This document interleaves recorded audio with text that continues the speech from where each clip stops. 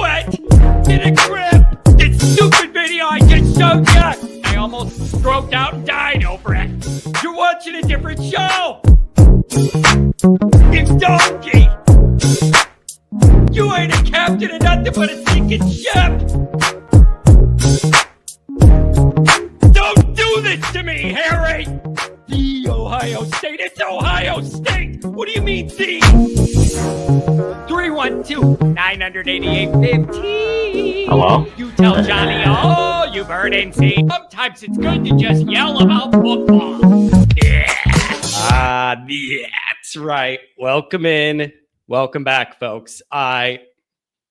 Listen.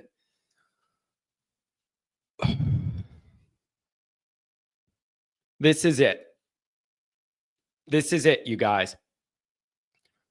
This is the one you've been waiting for. This is the one we've thought about. This is the one we've dreamed about ever since the new playoff format was announced.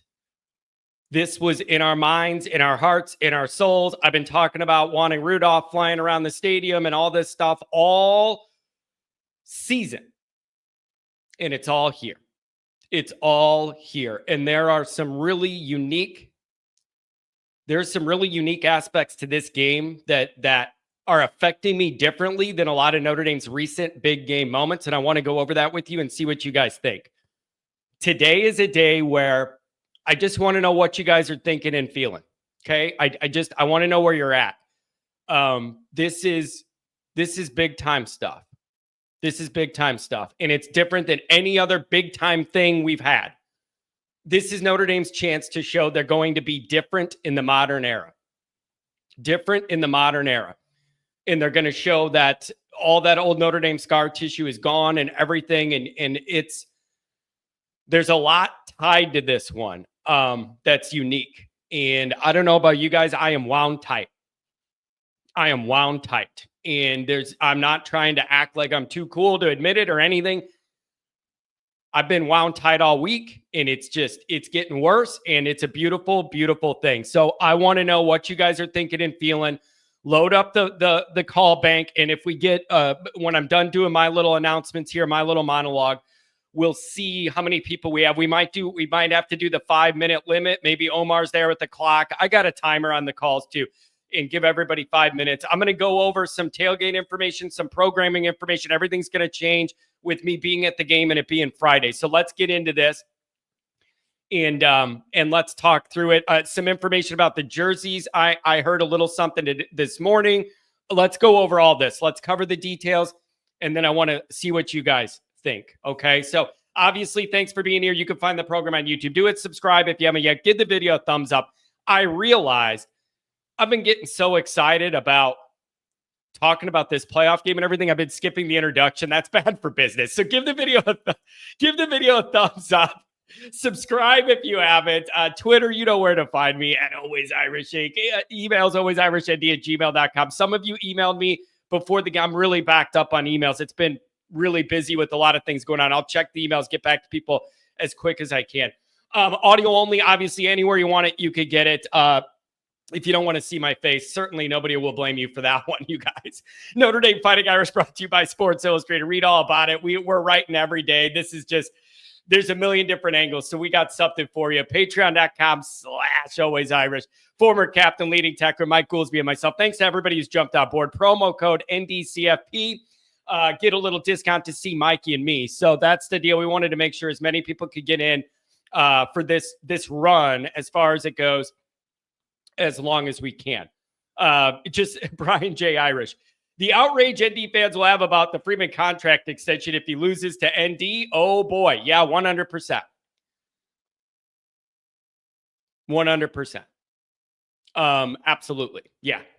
Like there's no way around it. Yes. Like the second that got announced, I wrote an article saying this ramps up the pressure even more. You already, follow me here, you already couldn't allow, I'm so sick of saying this, you couldn't allow two teams you should beat to come in your stadium and start and end the year leaving with the biggest single victory in their program's entire histories and then feel good about where this is all at. You just can't do it.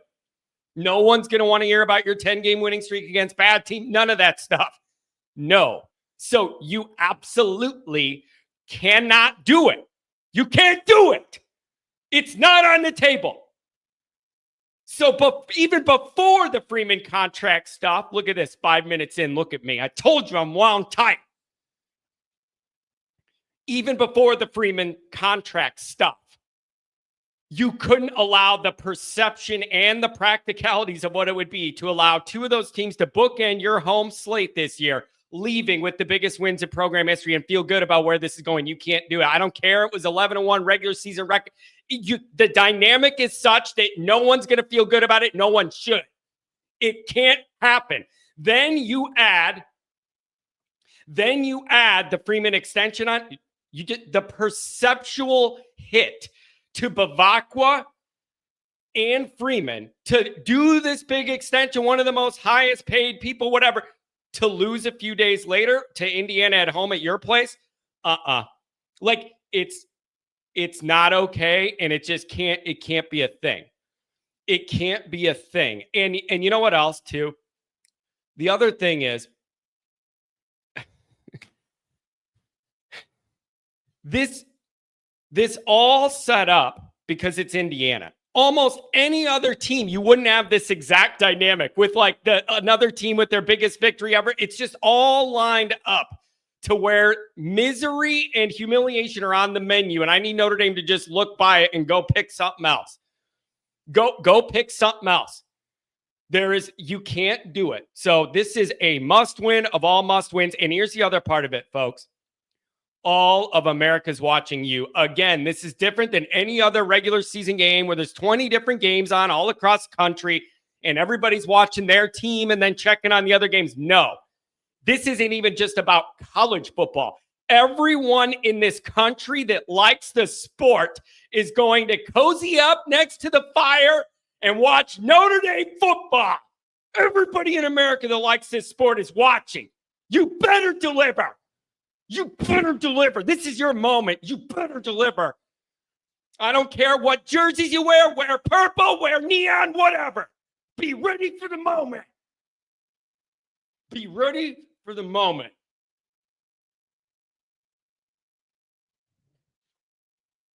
Brian, that's the other question. I'm 39 years old. If not Freeman, who? That's the other thing. I've been saying that for a while now. The people that don't want Freeman or still aren't on board with Freeman or whatever, they all say it isn't good enough, whatever. But it's like, give me a name of who would be that you would want here. And then when they give the names, it's all guys that have more steady footing at another job they're happy at, or they're not coming here. That's the problem I got. That's the problem with this. When I say, who do you want? Well, then it's like, well, I don't know. Urban Meyer and get Saban out of retirement. No, it has to be a guy that would take the job. It's got to be a guy that would take the job. Skip Holtz did a good job of coming into Notre Dame and winning a football game. I remember that nightmare too. Talking about nightmares at Notre Dame Stadium. First game of the year too. It's just like, oh, wow, this is going to be an awesome year. I wait all summer, and that's what you get. What did we have? 76 turnovers against old Skippy there. So that's the deal. Let me check the phone log, see what we got. Yeah, we got a decent bank, so I need to hurry up and then give you guys your time. Let's do a couple super chats here, and I'll go over my notes. Some of you guys have been asking me some of the stuff I need to go over, so you'll get some answers to your questions. $2 holler from Callahan Auto Parts. Thoughts on ND using an option package? I am all for anything Denbrock wants to whip up that's within our strengths, which would be, the run game with the three horsemen of the apocalypse, right? Between the quarterback and the two backs, anything you want to do with any of that stuff, I feel pretty comfortable with. I feel pretty comfortable about it. So Tom says, John, if I gave you the presidential suite at the Drake, you'd still find something to complain about. I am simply speaking through where I'm at, man. I'm a worrier. I'm a worrier in real life. I'm a worrier in football. I am a worrier. I'm going to worry about all this stuff till I don't have to. That's the other thing. Goolsby was asking me on Twitter. He was giving me a hard time Monday night saying, geez, man, what's with the worry from this fan base? And why are people like so concerned? Where's all the overloaded confidence and everything? Dude, there is scar tissue. If you are my age, you have seen nothing but failure in big postseason moments your entire life. That is a lot of scar tissue for people to just say, forget about it. It's all fine now and act like all of that didn't happen. The only way you get over that is to create new history, and that hasn't happened yet. So I am a worrier. Yeah, John's a worrier. Google him. And you'll Google me and find a whole bunch of videos of me worrying about stuff. It's perfect. Literally, Google it. You'll find a whole podcast full of me worrying. So I'm just saying, it isn't on the fan base to ignore all of the misery they've been in. It is, I want to be very clear about this. It is not the fan base's obligation to act like all of that stuff didn't happen and doesn't affect how you are as a fan and the bad scar tissue you have at every big postseason moment. It is incumbent on the team to change it. It is incumbent on the team to change it and to show this is indeed a new version, a modern version of Notre Dame football. And we're not getting pushed around and we're not scared of anybody. And we're going to go play heavy duty postseason, good, strong football. Good, strong football.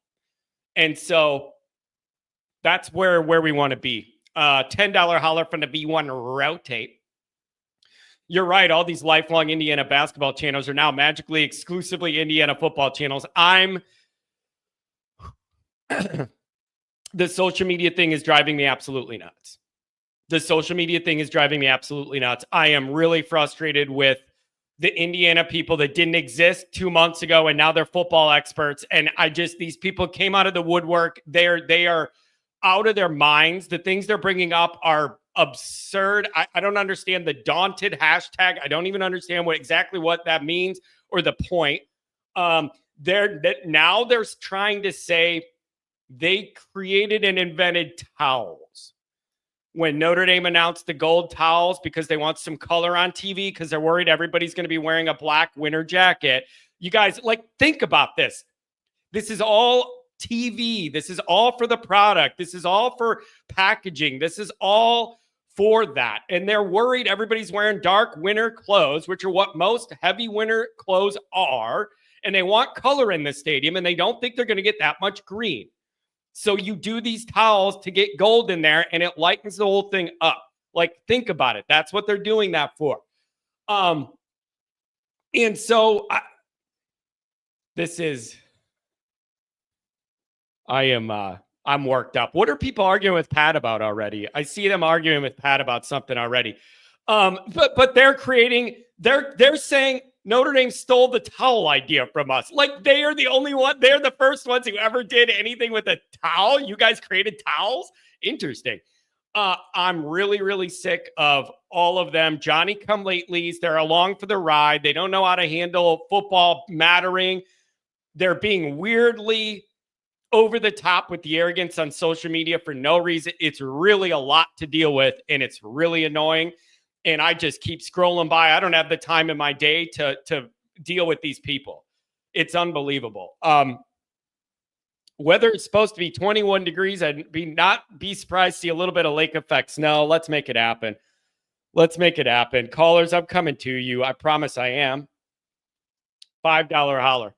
Hunter Peterson. We need to establish the run game using our three-headed monster on offense and need to get pressure on the QB. If we do that, I think we're good. Yeah, listen, Notre Dame's strength is the three horsemen of the snow apocalypse, or whatever we're going to call them. That's Notre Dame's strength. There was a run efficiency stat. Indiana's number one in the country in allowing rush yards in the whole country. But there was a stat I saw the other day where none of the teams are nearly as efficient and effective on average running the ball down in, down out as Notre Dame is by almost double of yards per play, yards per attempt, all that stuff, everybody they played. And so you want to know if Notre Dame's going to be able to run right at them and push them around, or if they're going to have to do something else. And as far as getting pressure, that QB likes to get the ball out quick. They like to get in a little bit of a rhythm, and he likes to get the ball out quick. What I don't want is, if that's the plan, is to flare it out there quick or whatever, I don't want I don't want soft coverage where Notre Dame's giving up 7 yards on an out pat. You know what I mean? Just a flare out and then the guy's out of bounds for 6 or 7 yard game. No. This is playoff football, and I need you to jump some of these routes, get aggressive, and go after it. Like, this ain't the time for like soft coverage on the edge. So if they want to get it out to avoid a pass rush and do it quick and flare it out there, this isn't the bottom half of the Big Ten you're doing it against. It's Notre Dame's secondary. It isn't going to be that easy. Jump those routes. Jump them. And if you're not going to be quick enough to do that, the second that ball touches that guy, smash him in the cold. Not messing around here.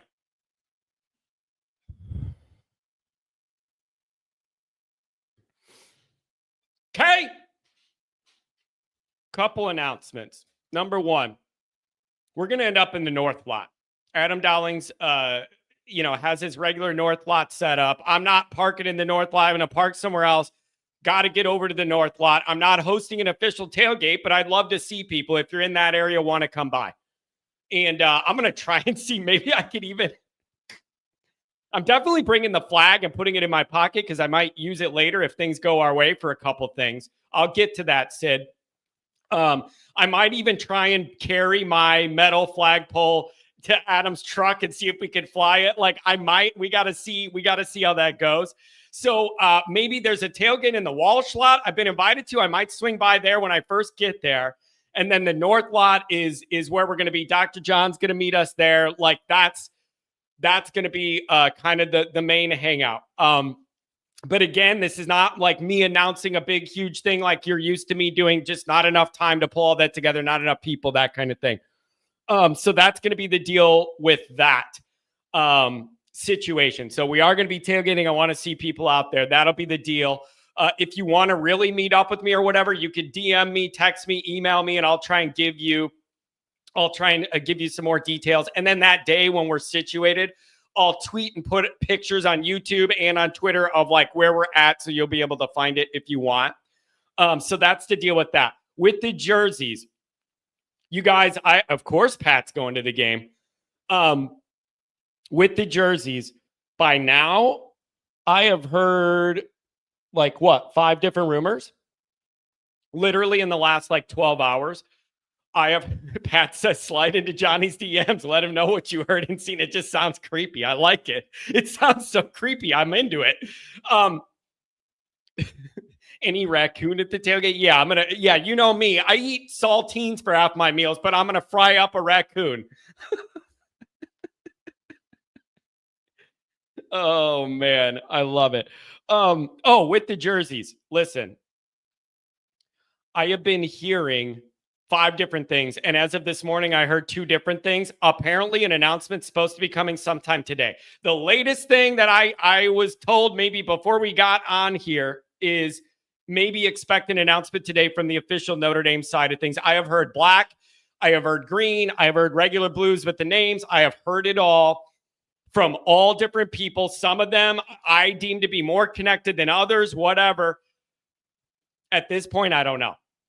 But I do know I had fun recording that the black episode yesterday. I had fun recording that. It was just fun to put on the Grim Reaper outfit. So I have heard black. I have heard it's going to be black. I have heard that we don't know. As of last night, even the players did not know. There's a few different people that reached out to some players a couple different ways in my network, and they still didn't know.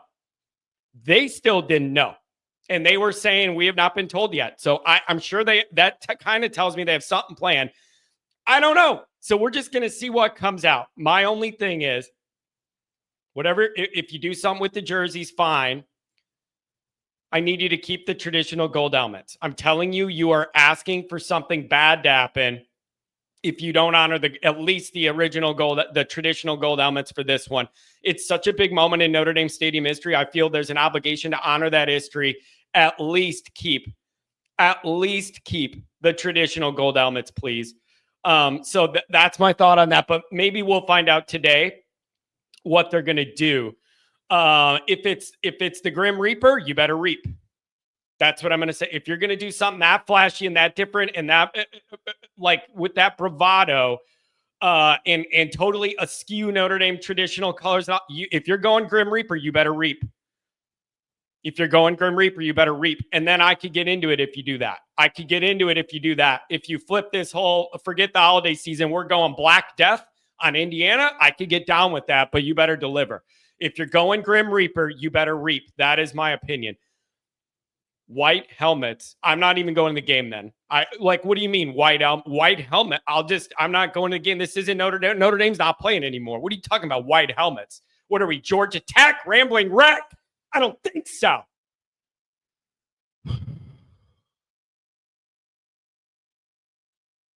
So I don't know what you're going to get, but apparently something might come out today, and you'll be able to see what's going on there.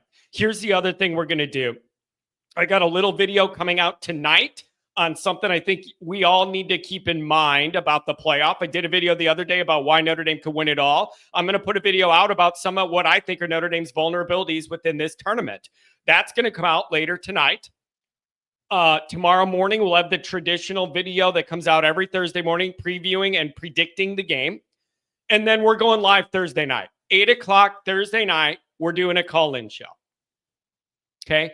8 o'clock Thursday night, the night before the game. Obviously, I'm not going to be able to do the live show Friday morning. We're going to do it Thursday night.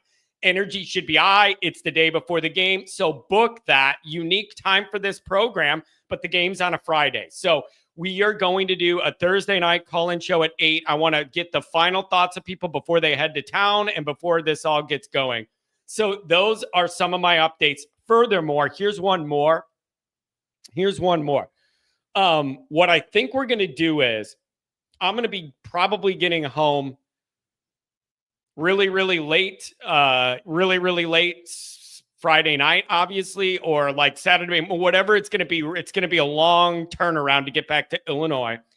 Then all day Saturday are the 3 other playoff games everybody's going to want to watch. That is not the best time for me to do the reaction call-in show when everybody's going to be glued to the TV watching all of those games. So what I'm planning on is writing all day Saturday to get caught up for Sports Illustrated. I'll write a bunch of articles while the games are going on and get them out. Sunday morning's probably going to be the call-in show. It's about the best I could do with the turnaround. And everybody wants to watch those games. It's not the best time Saturday. So I'm thinking Sunday morning, maybe 10 till noon until the NFL window starts or something. I'll make an announcement on that. And I will open up the chat ahead so people could comment during the game or whatever and let this build. So that's going to be kind of our kind of content plan and what we're going to do. So if anybody has any questions, let me know. What's with all the uniform stuff? Can't stand this. Can we concentrate on the game? I'm telling you, Tom, my Twitter is every other tweet in the Notre Dame circle is about these jerseys. And so you could argue I'm a part of the problem because I put out a video about it yesterday, but like I have an obligation to respond to what's talked about in the Notre Dame fan base. Like I'm the fan guy and every other tweet's about this. So I felt like I had an obligation to address it. And in it, I said, I'm a little uncomfortable that all these tweets are about what color the jersey is and not how you're going to run the ball effectively against Indiana. So that's where I'm at. Now, maybe this is just a fan thing and it doesn't matter. And the guys aren't worried about it or whatever, but I certainly hope they're not as distracted as the fan base is because I have seen 1,000 tweets about potential jersey colors. And I've seen 0 about how we're going to line up and beat Indiana. So I don't know. Are the tweets from players and coaches? No, they're not, Pat. But when I reach out, the players are talking about this. I can verify that. So some of that is natural. I just hope it's not too much. But I can verify the players are talking about it. So it isn't like they're completely immune because I can verify multiple active players in this team. This is something the players have been talking about. And everybody's been hitting them up, bugging them about what it's going to be. So it is something that they're dealing with and fielding questions on. Adam Dowling says Sunday morning is for church, John. Yeah, you're right. And that's what this show is in honor of. Sunday morning, that's what this show is in honor of Notre Dame's values and the religion and the spirituality and everything. It all comes together. It's beautiful.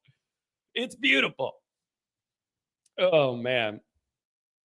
All right. We're going to get ready to give it over to the callers. Hope everybody got that schedule down and everything we're going to do. I like how we complain about the wine and cheese crowd, but complain when they try and do something fun and modern.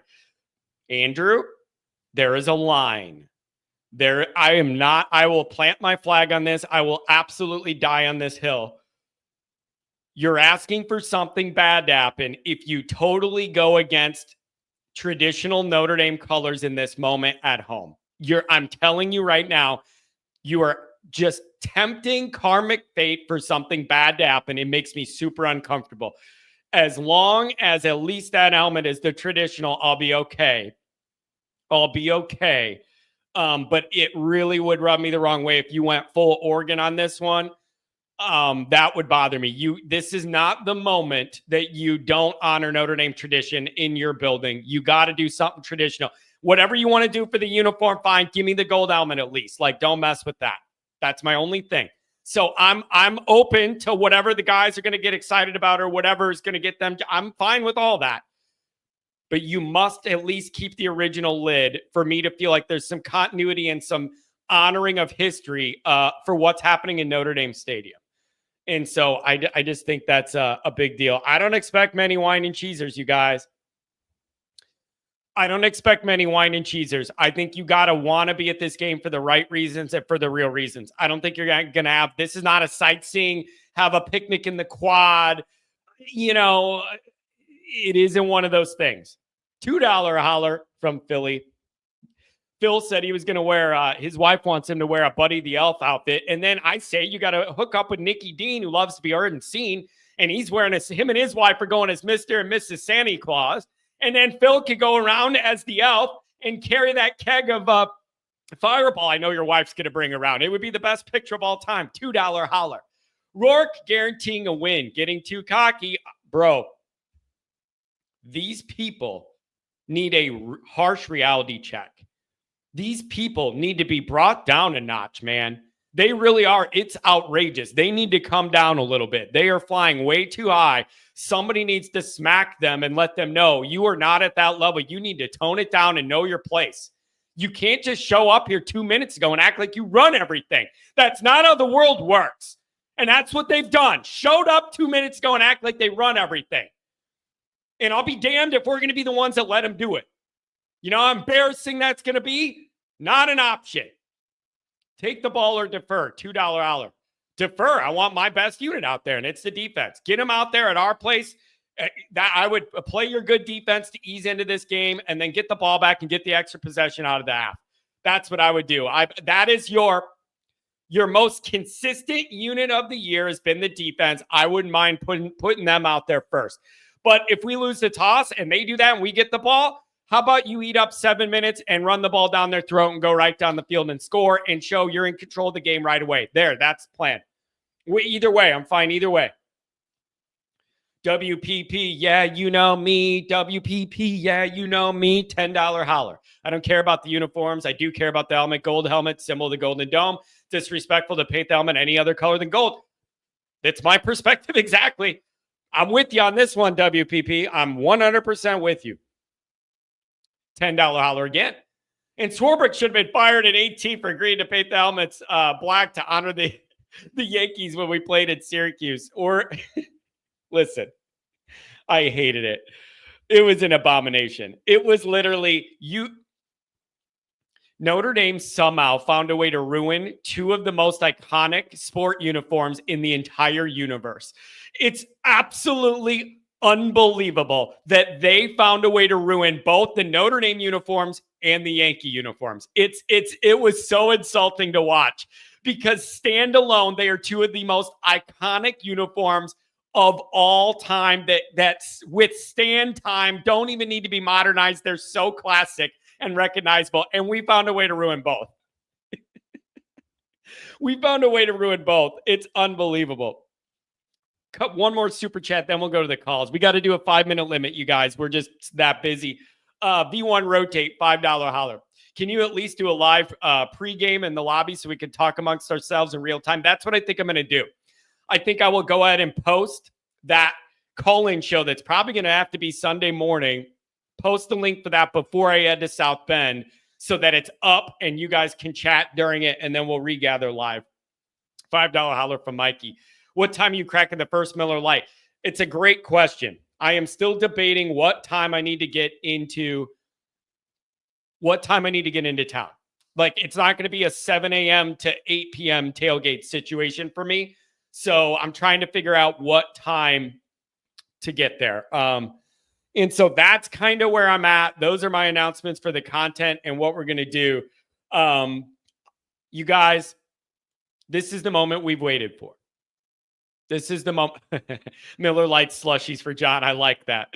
The last Bears game I was at, it was a long time ago. It was so cold at Soldier Field. You got a beer, and by the time you sat down, you were chopping the ice out the top of it. It was amazing. Literally, by the time you got there to your seat, that beer, you had to like poke it and break up the ice. It was unbelievable. Unbelievable. That Illinois weather. All right. Dr. John is first up on the road, probably traveling to this game. Everybody on hold, I'm going to get to you. Dr. John, what's going on? Well, I'm in my car. Can you hear me okay? Yeah, it's not the best connection we've ever had, but it's good enough. Okay, well, I parked. I don't see the chat, of course. Is Ronnie Mack in chat? Who? Ronald McDonald. Oh, I haven't seen Ronald McDonald yet. I don't know. He might have to work overtime making the hash browns today. I don't see him yet. Well, the reason I ask is I'm sitting in drive-through slot number 2, having finished my sausage egg McMuffin, and I'm sucking on a Coke Zero. Well, that's good. Is it of quality, or do you have complaints for the chef, or is it of quality? I need to know. Is it the quality of it? Yeah, I want to know. Is Ronald doing a good job or not? No, it was pretty good. Yeah. It was pretty good. Oh, that's good. Okay. So, Doc, where are you? Where are you? Where the hell are you? I am in Miles City, Montana.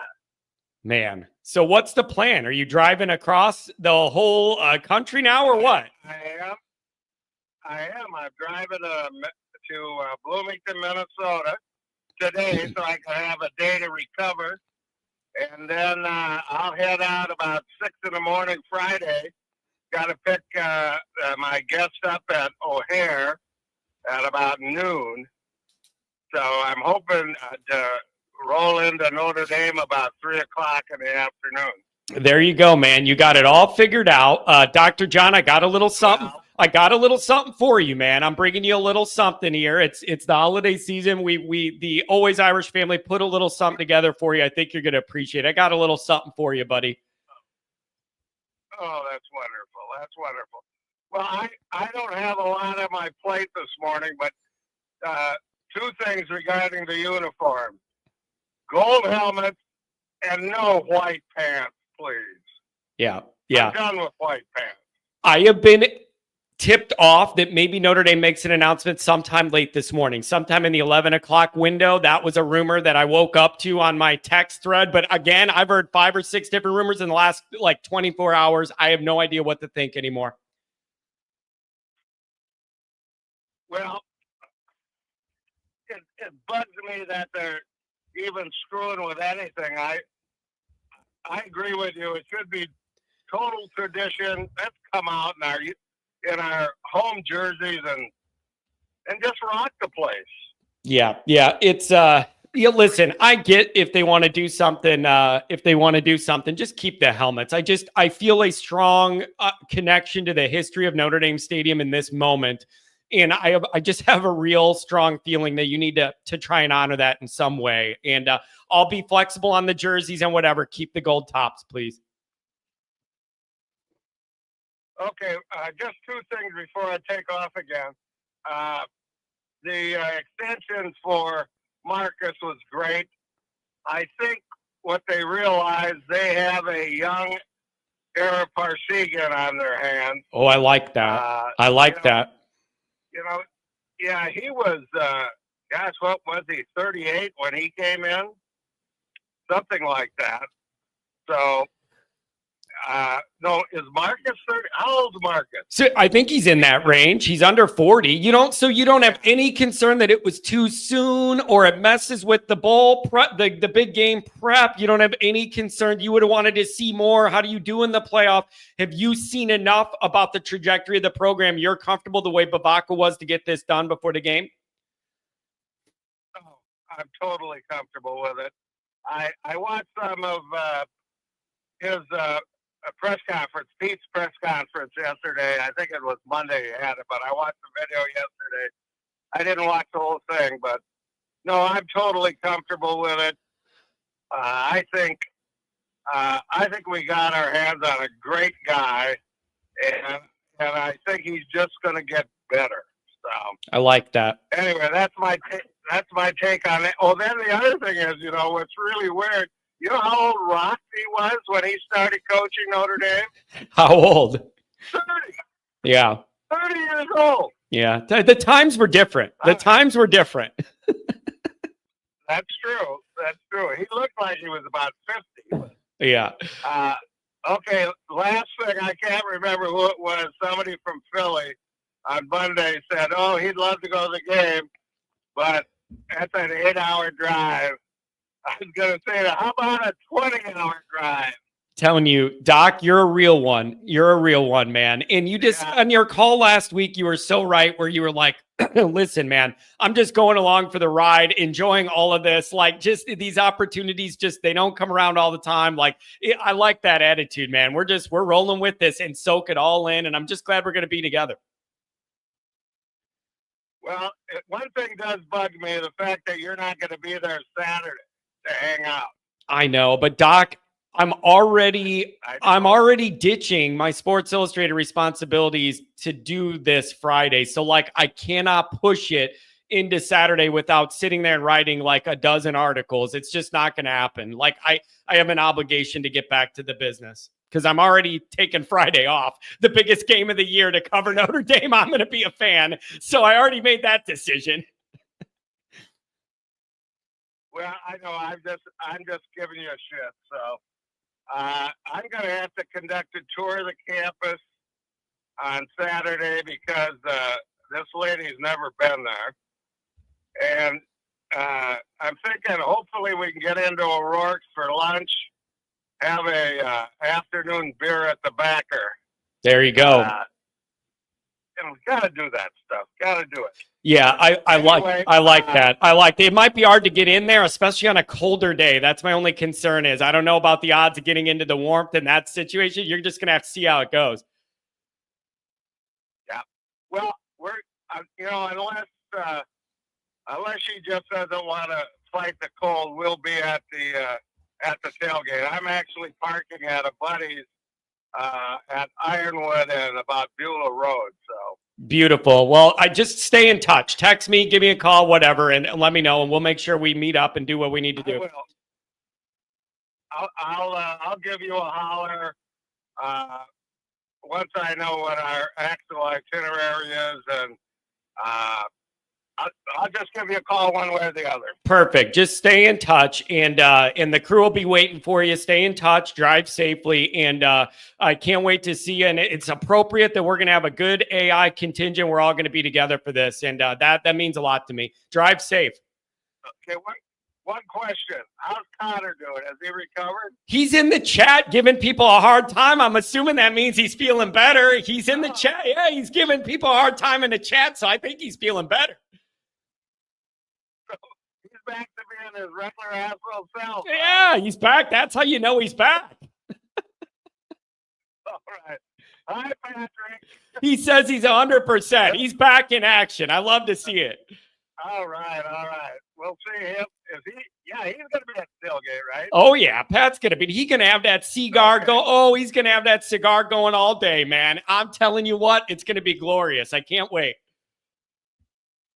Okay, well, I'm gonna let you go, and I'm gonna bring you up on the radio and listen to you for the next hour and a half, whatever. Beautiful, man. Just don't let me excite you too much and jerk the wheel. All right, stay focused. All right, bud. All right, drive safe and stay in touch. Oh man. I love that guy. All right, I got to blow my nose, and then I'll be back.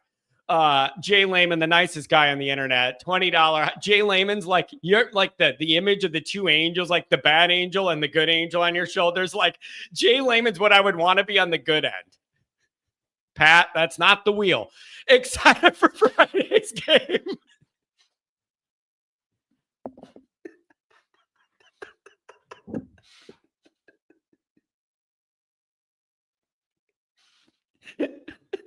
Excited for Friday's game. Irish win this one on the ground and with the defense. 20. All right, I need a break. I need to blow my nose. I'll be right back. I'm going to have to ban myself. Oh, shit.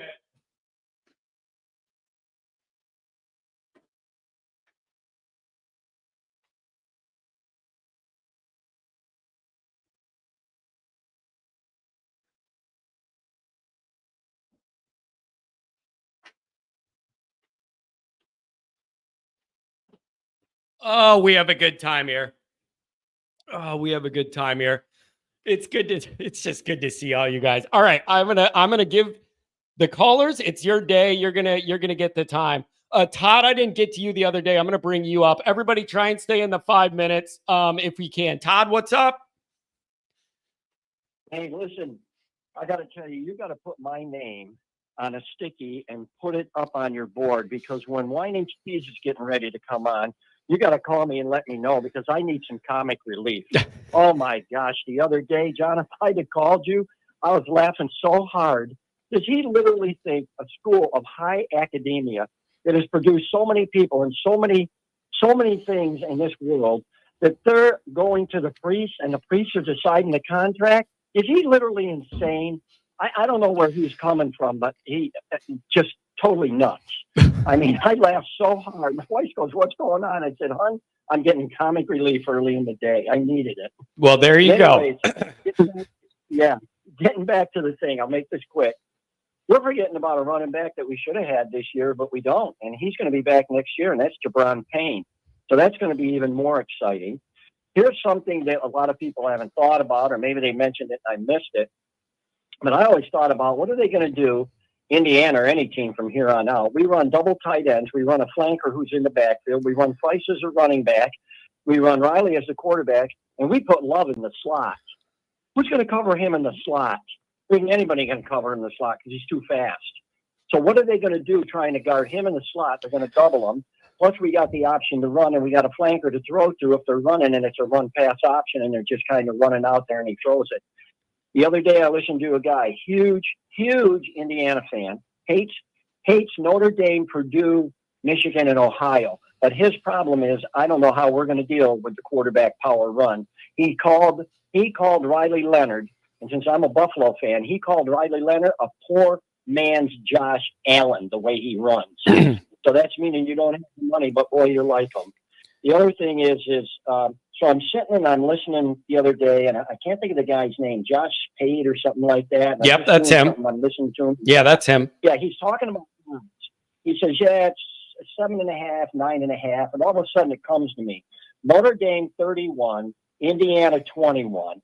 Then I look at the screen and the over-under is 50.5. I said, well, that's 52 points. Good enough for me. I think Notre Dame has a 31-14 lead. They score a touchdown late, make it 31-21, maybe respectable. We got to watch out for the onside kick. Hey, listen, I don't think we have a problem. I think that is about where my score prediction is going to be. I'll write it up when we're done here today, but I'm kind of in that same kind of general ballpark as you are, probably maybe within 3 points one way or another, but I'm kind of right there where you're at with this. And this is going to be interesting to see. Do you think Notre Dame's going to try and run at and through the strength of that Indiana defense initially? Or do you think they're going to try and get Love out to the edge, kind of use some of Notre Dame's skill and speed to kind of see if they could get the edge on these guys? Or do you think they're going to try and power run it right at them and see how that goes? What do you think Notre Dame's going to do to approach this?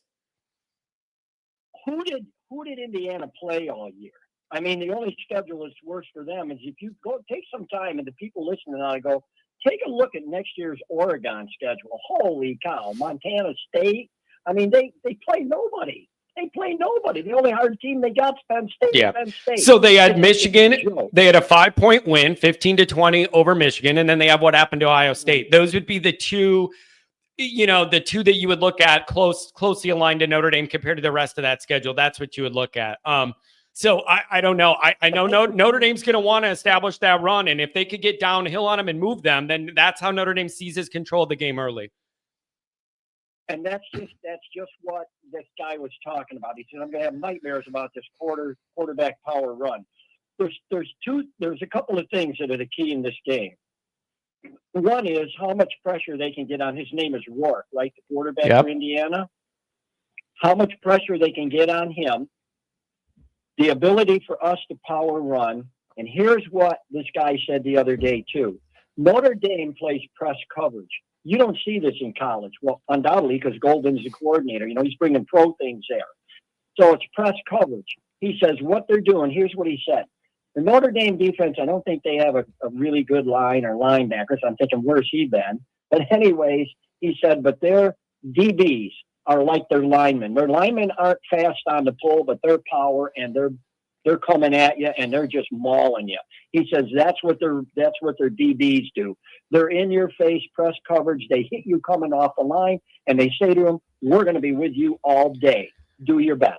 Yeah. And so I think it's a case of getting pressure on the quarterback. You got to get him out of his rhythm. Yep. Out of his rhythm. I was thinking of the movie Remember the Titans, where the guy said in the one scene, "You blitz and you blitz all game long. From here on out, you blitz."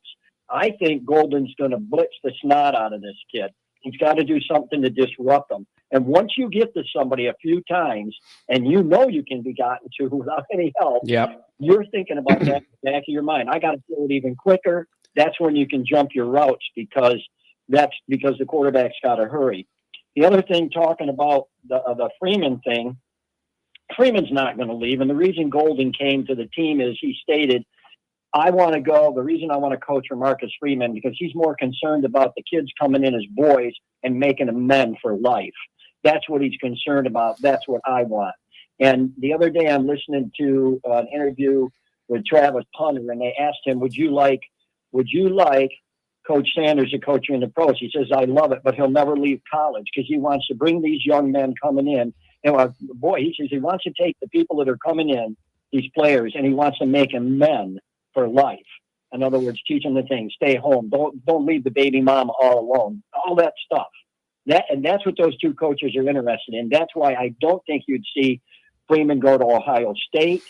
That's one of the reasons Saban came back in to college, because when he went to Miami to coach, he's not the CEO like he is in college. He was a CEO of that football program, and he could tell you who the workhorses were and who the guys were that were going to slough.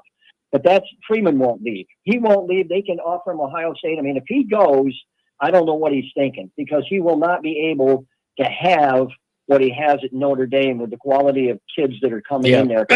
I think it's a good fit.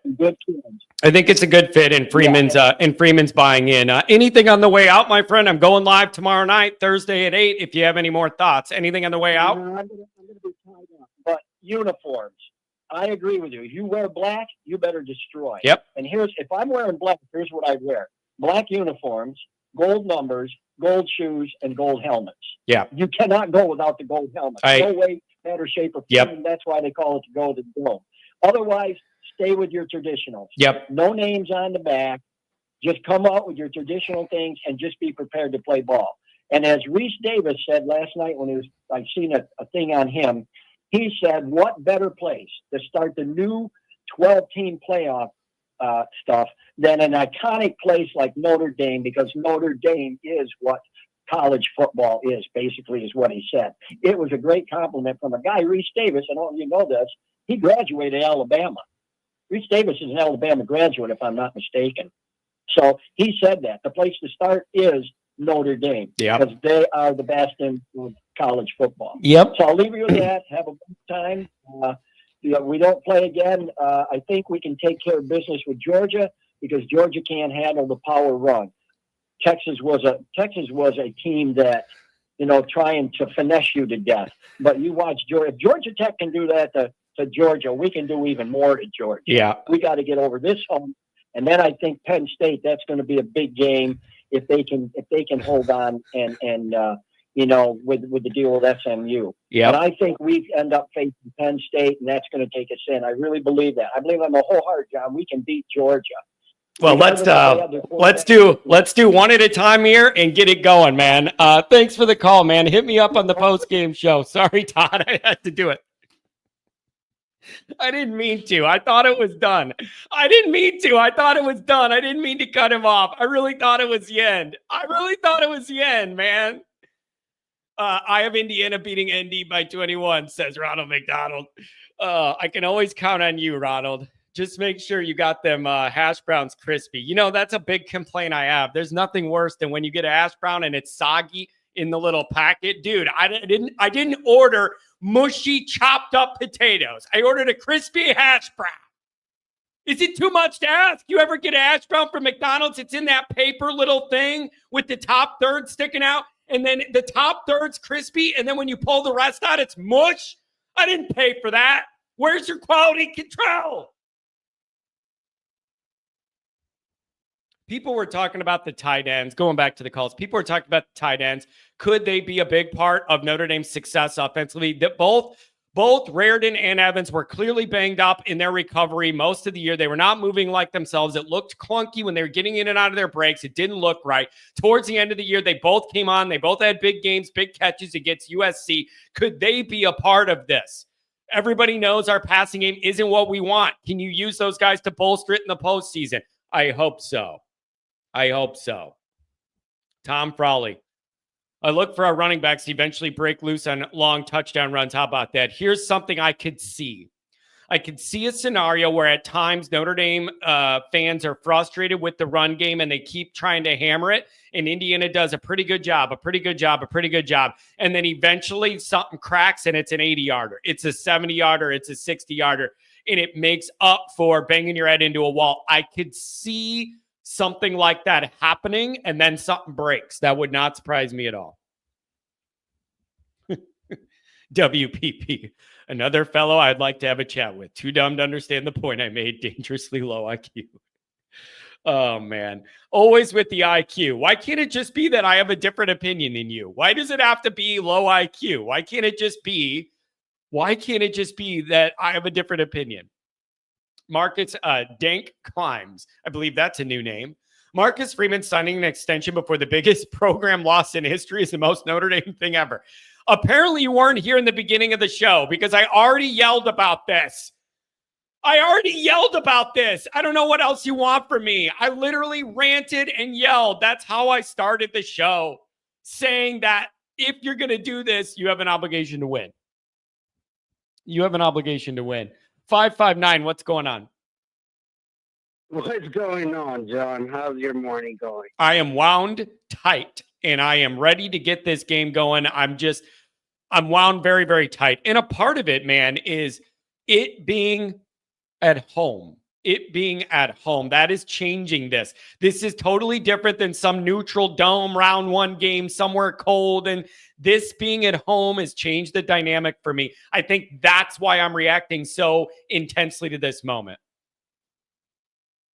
Yeah, so I have a little bit about that. Yesterday, I was on my way to take my son to go get checked out because he got hurt at wrestling practice. And I told him that he had asked me the question was like, Dad, what uniforms are they going to wear? And I heard something about a blackout, and I wasn't too happy about it. You know, I agree with you to stick with tradition.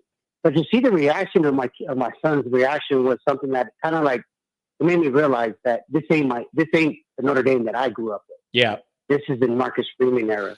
This is something new. This is something special. So it means like he was so fired up, and to see how excited he was because there could be a possibility of a blackout. He's like, yeah, that's what I'm talking about. That we need to be different. We need to be. And it's like, okay, I need to adjust to the new era, the new way of things are going. This cannot be the Notre Dame that I grew up with. This has to be Marcus Freeman's era. This is why we signed him for. We believe in him, and we trust in him, and let's give him the benefit of the doubt until we prove he's different. I don't want to hear about, he hasn't won a big game. Yes, he has. All right? Let's not go there. When we went to Texas A&M, we were over here stressing and, oh my God, the highest, we can't play there. It's going to be so loud. It's going to be so this. It's going to be so that. And then when all of a sudden, oh, this and that.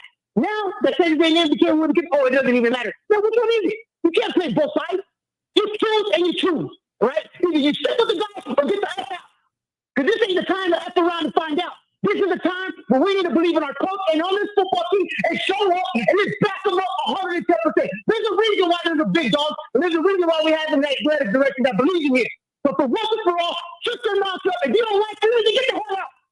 And if you do, back him up by showing up this Friday and be loud and proud of this Notre Dame team. We got a playoff game, guys. This is what you wanted, right? So shut up. Whatever you just said, yeah, I'm with it. Whatever that was, double it for me. Yeah, my boy, like, come on, guys. This is a time to be excited. We have a first playoff game ever at a 12-game playoff system at Notre Dame. This is the blue collar of college football. This is why we were the blue collar of college football. We're the mecca of college football. Because we used to take on the big dogs. We would have to go and play them because they wouldn't come to South Bend and play us. Well, guess what, guys? They're coming to our house. And where are you going to be at? You know where I'm going to be at? Second 15, whatever the hell it is. I'm going to be there with my shirt and be loud and proud with my gold chain and say, go Irish all day, every day. I'm with Notre Dame 110%. I appreciate the enthusiasm on a Wednesday morning. I really do, man. I love it. I love it. Anything else? I'm afraid to ask. Yeah.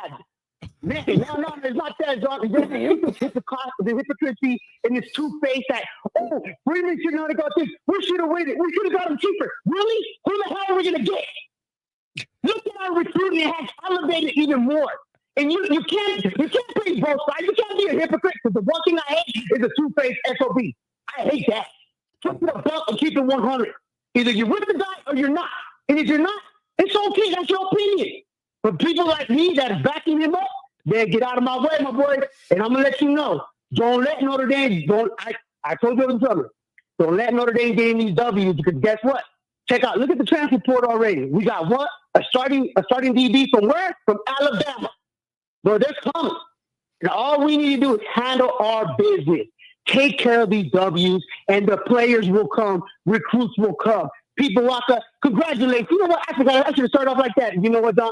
Congratulations to the administration of Notre Dame. You finally did something right. You lost your coach for a long sentence, and now you brought continuity and consistency to this university. And you know what? I'm proud of the university for doing what they did. Man, I really do appreciate the energy. I love you for that, man. Maybe call in tomorrow night if you're hanging out or something. I'm going to go live tomorrow night before the show too.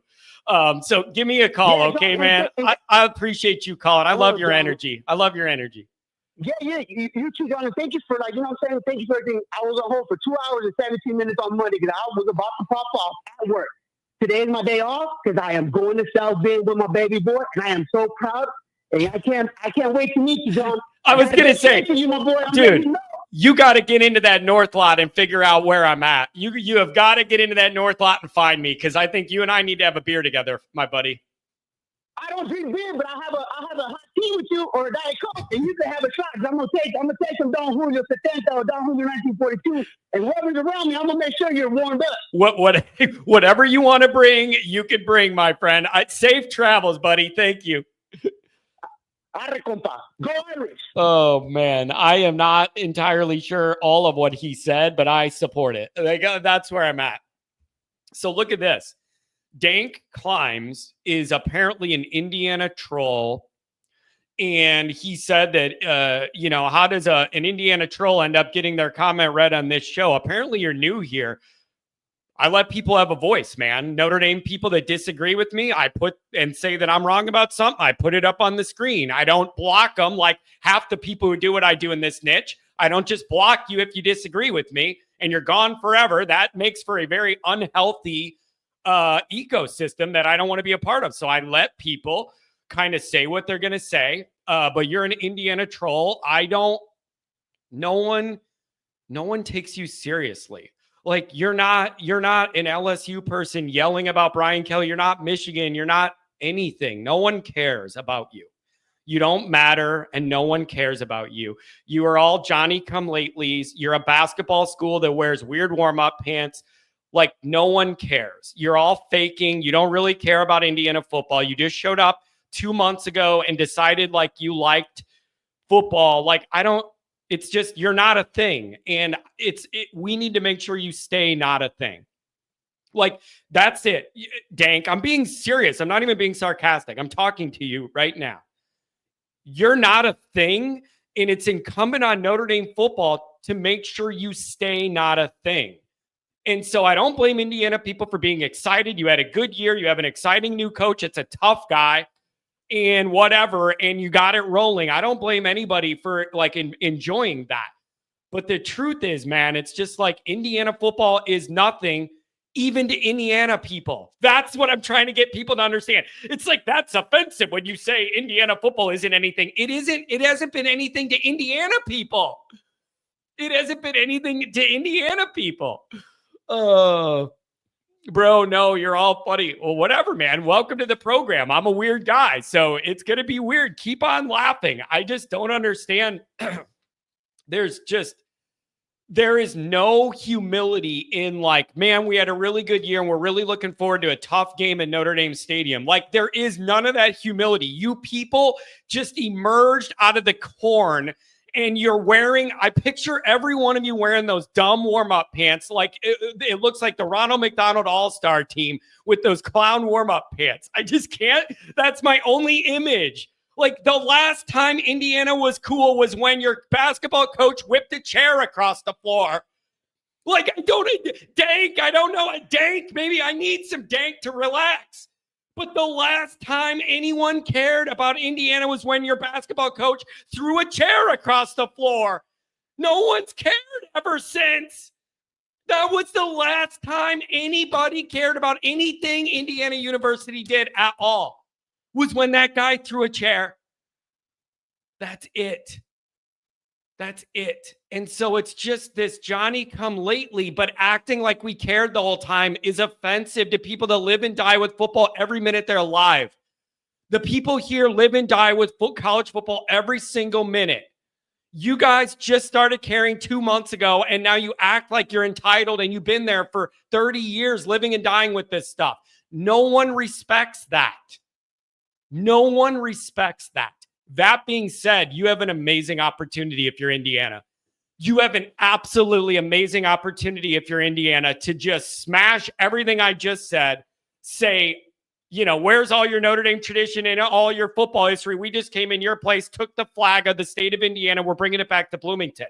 That's what's on the line here. That's what's on the line here. And if Indiana does it, I'm going to just have to come on here and go, Notre Dame blew it. You let them have it. And now they're the state champions. And that will offend me till no end. No, we didn't. Like, dude, I never saw one tweet about Indiana football till this year and you won a few games and it started to build. I never saw one Indiana football tweet ever before then. Now you guys show up and you act like you've been here forever, living and dying on every football play. That's offensive to people that actually care about football every day of their life for their entire life. That's not you guys. That's not you guys. So you hired Andrew's right. You hired a good coach. You had a good year or whatever, but there is no humility at all. You people act like you've won 5 Super Bowls and you're walking around like the big guy on campus or something. It's really annoying. So it's really up to Notre Dame to shut this all down, knock you down a peg. And if you don't, it's going to be really ugly around here. And my writing and my show is going to be rough because it's going to get dark. And I don't mean dark like the black jerseys Notre Dame might wear. I mean, it's going to get dark in here. You know, the contract extension was a mistake because Marcus blew this game. The contract negotiation was a distraction and Marcus wasn't focused on preparing for the game. Like, you allow 2 teams in the same year to have the biggest win in program history in the same year at your field to start and end the year. It's going to be a nightmare here. Win the game. Win the game. Blowing my nose. Callers are coming back to you. This Indiana guy has no idea what he walked into. He has no idea what he walked into.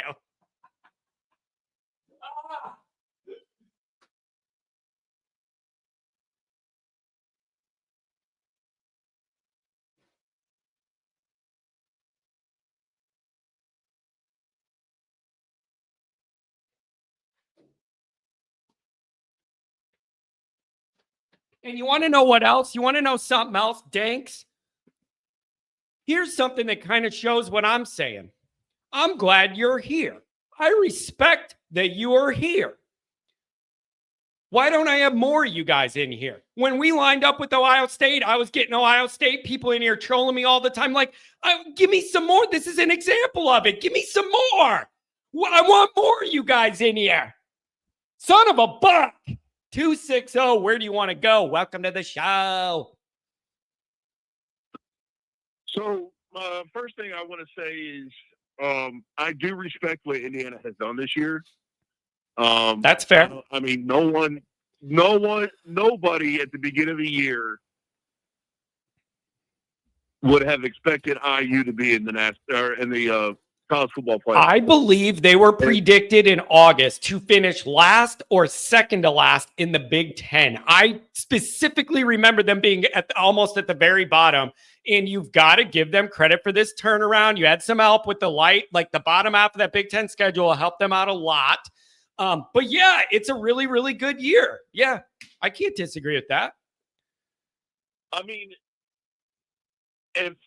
if you would have told me before the season started that IU was going to be in the college football playoff, I would have laughed. Well, we better be laughing at about midnight Friday night. We better be laughing.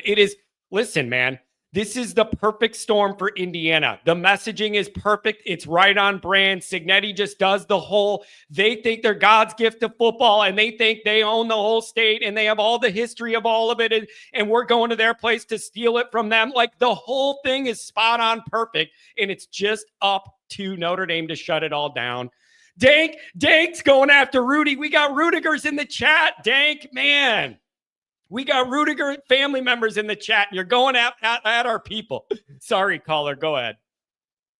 No, you're fine. So what I'm trying to get at here is I'm not expecting us to blow out IU. I honestly think we cover the spread, which is 7 points. I'm going to say Notre Dame wins by 10. Okay. And what does it look like? What is the roadmap? Like, build that out for me. Is Notre Dame eventually take control of both lines of scrimmage, or do you think the defense shuts them down, or we were able to power run through them? Like, how does Notre Dame get there? Build me the roadmap. So in the first half, I think, I'm going to say we're up 3 points at half. Maybe a score like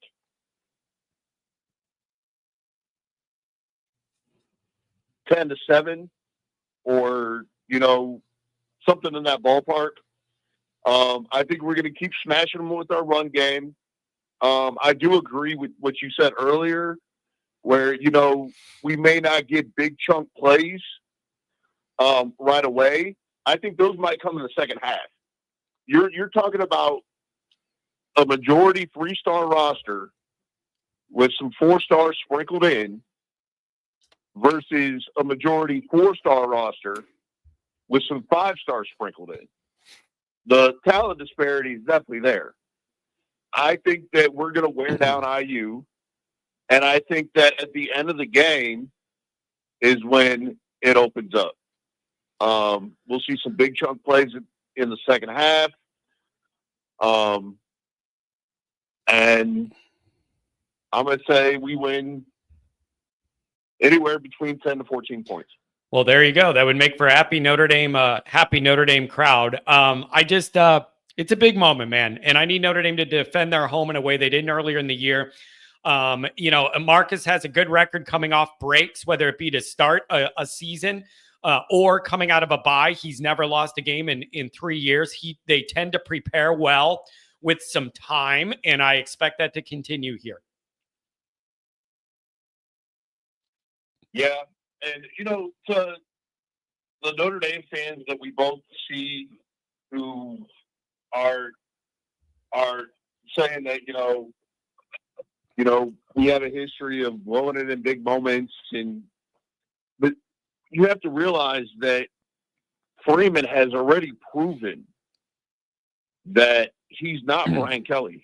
It took Brian Kelly 12 years to be the top 5 team. And it took COVID to make that happen.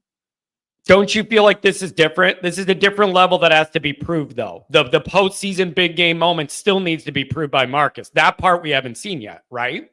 I still need to see that. I mean, I agree, but every time we lined up with an elite or close to elite team under Brian Kelly, we got the brakes beat off of us. Yeah, you're absolutely right. I'm definitely not defending Brian Kelly's big game record. I'm just, and I know Freeman has flipped it and had a good one. I'm just saying, to me, there's a whole different level of credibility that comes with postseason stuff. And you need to excel in that. Andrew Gilmore saying, no, he hasn't. Kelly made a championship, 2 Final Fours. Yeah, but you can't get blown out, Andrew. Since when is just making it and then getting embarrassed on the big stage good enough? Like that, like, I know I'm getting greedy, but like, you can't just make it and then get humiliated, embarrassed, and lose all the respect you gained all year and all the credibility, which is what happened to Kelly every time he got in that moment. All the credibility he gained was lost because we couldn't compete at all. So, yeah. It would be one thing if we would get to the game and we made it a game, but happened to come up short. But we just got our heads kicked in. Yeah. Every single time that we. So I'm open to what you're saying, but it's got to be proven in a big postseason moment. That's my angle on it. That's my angle on it. And so if you break through that, then we're having a different discussion. I'm with you. I agree, but I just wanted to point out the fact that, it took Marcus Freeman in his first year to be the top 5 team. When we played Ohio State, we took him down to the wire. We didn't win. We should have won last year. Yep. We just would have had 11 men on the field. And that replays in my mind still today. He barely scored where we had a missing player. Yep. I think about it every week. He barely got over the line. I think about it all the time, and I don't want to think about it today. If we would have had 11 men on the field, there's no doubt in my mind that we walk away from that game with a W.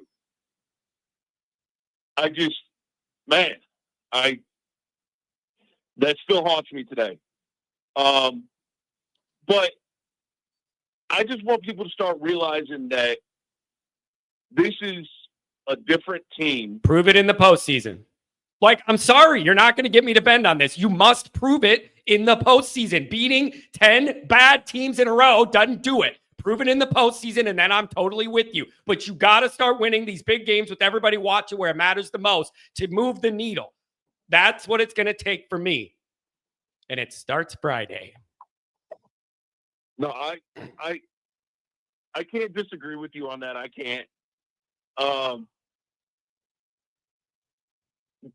But honestly, and I hate to sound negative, but I don't know how much beating IU proves. It's a playoff game. To me, it's less about the opponent. It's less about the opponent. It's more about the moment. You need to show you are capable of winning playoff games, whether it's 4 teams or 12 teams. To me, it's about the pressure of that moment, proving you can succeed. I understand the opponent takes away some of the shine, but for me, it's about succeeding in the playoff moment more than it is against who. And if that means you don't get social media credit, fine. I don't care. Just advance. That's the only credit I need now.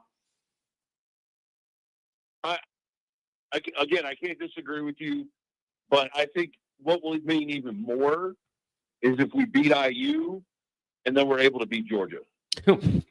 Well, I can't disagree with that because that's going to be a whole different buildup and a whole different challenge and a whole different type of roster you're lining up against. That changes the dynamic. Anything on the way out, man? Thanks for the call. No, that's it. I've been on the show a few times now. Just like I said before, I'm super excited for what our future holds. I have no doubt that Marcus Freeman will take us to the promised land, whether it's this year or the near future. Man, I like that. Thanks a lot, buddy. Have a good one. Have a good one. John, I think people are underrating this ND team's toughness. This is one of the meaner teams ND has had. GD Cook, I've been talking about that a lot of this year. It does indeed feel like there's a different vibe. It feels like these players, have a different level to them.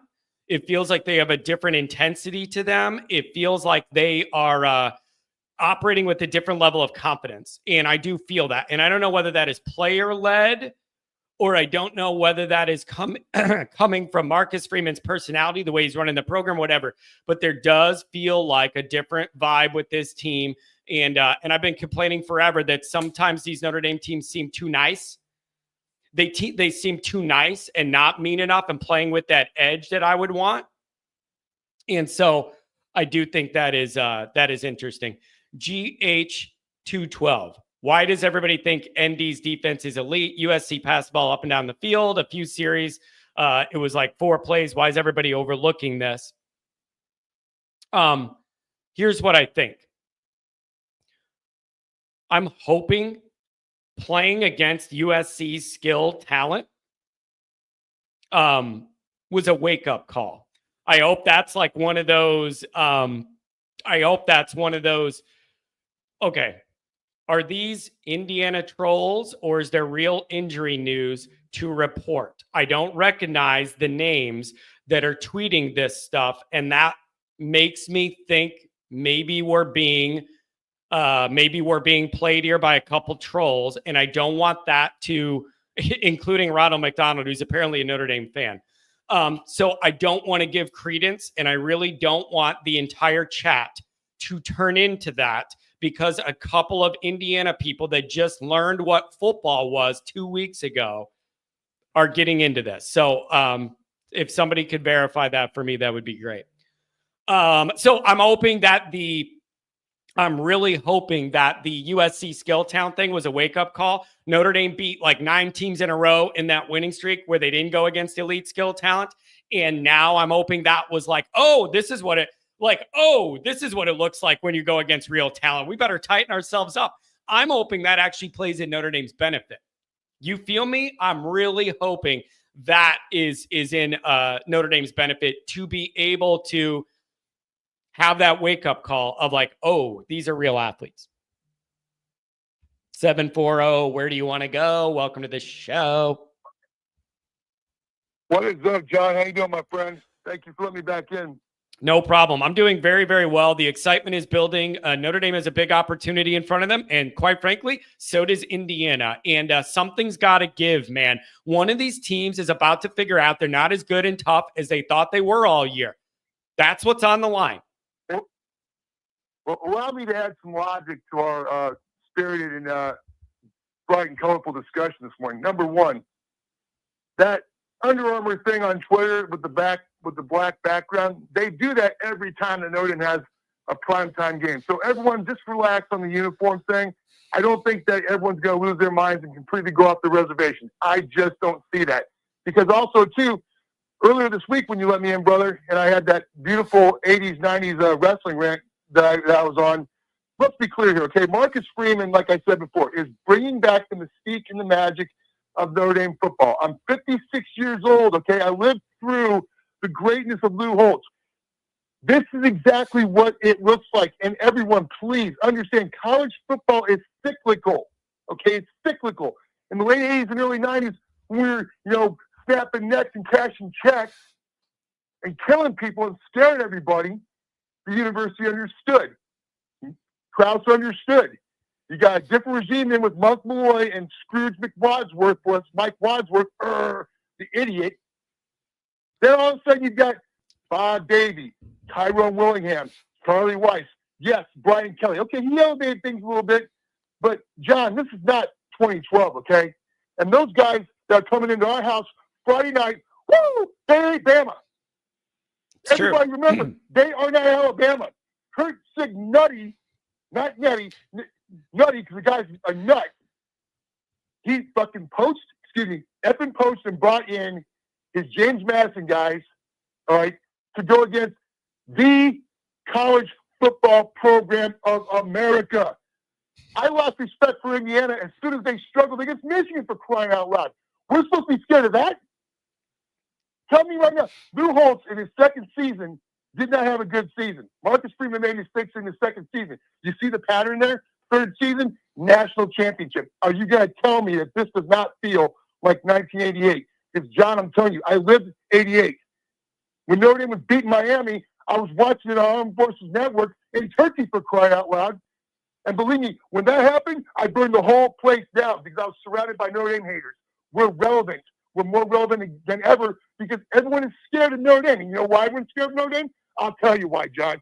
Because Howard Cross, Friday night, is going to be going in there, guns a-blazing, with Riley Mills, and they are not going to make things comfortable for Curtis Ward. That is not going to happen.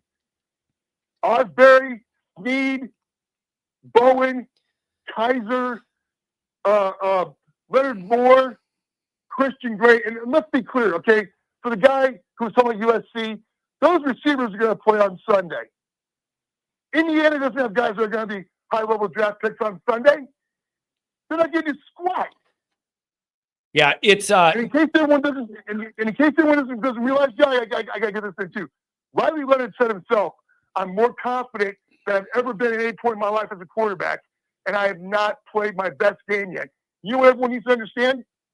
This is a seminal moment for Notre Dame football. This is when we take this opportunity Friday night with Marcus Freeman leading the way, and he deserved and earned, and he got that contract extension at the right time. Woo! Friday night is going to be that seminal moment. Do you honestly not see Notre Dame's defense just saying, "Guess what? This is our house"?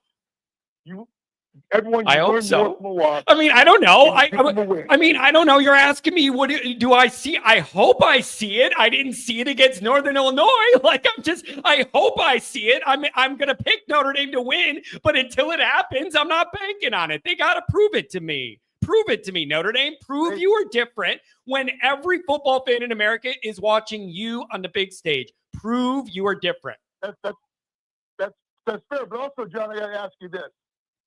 Wasn't every game since Northern Illinois an elimination game? Yes. I think these guys understand more than you realize what is at stake. And I think they understand more than you realize, hey, guess what? We've been doing this now for 10, 11 weeks?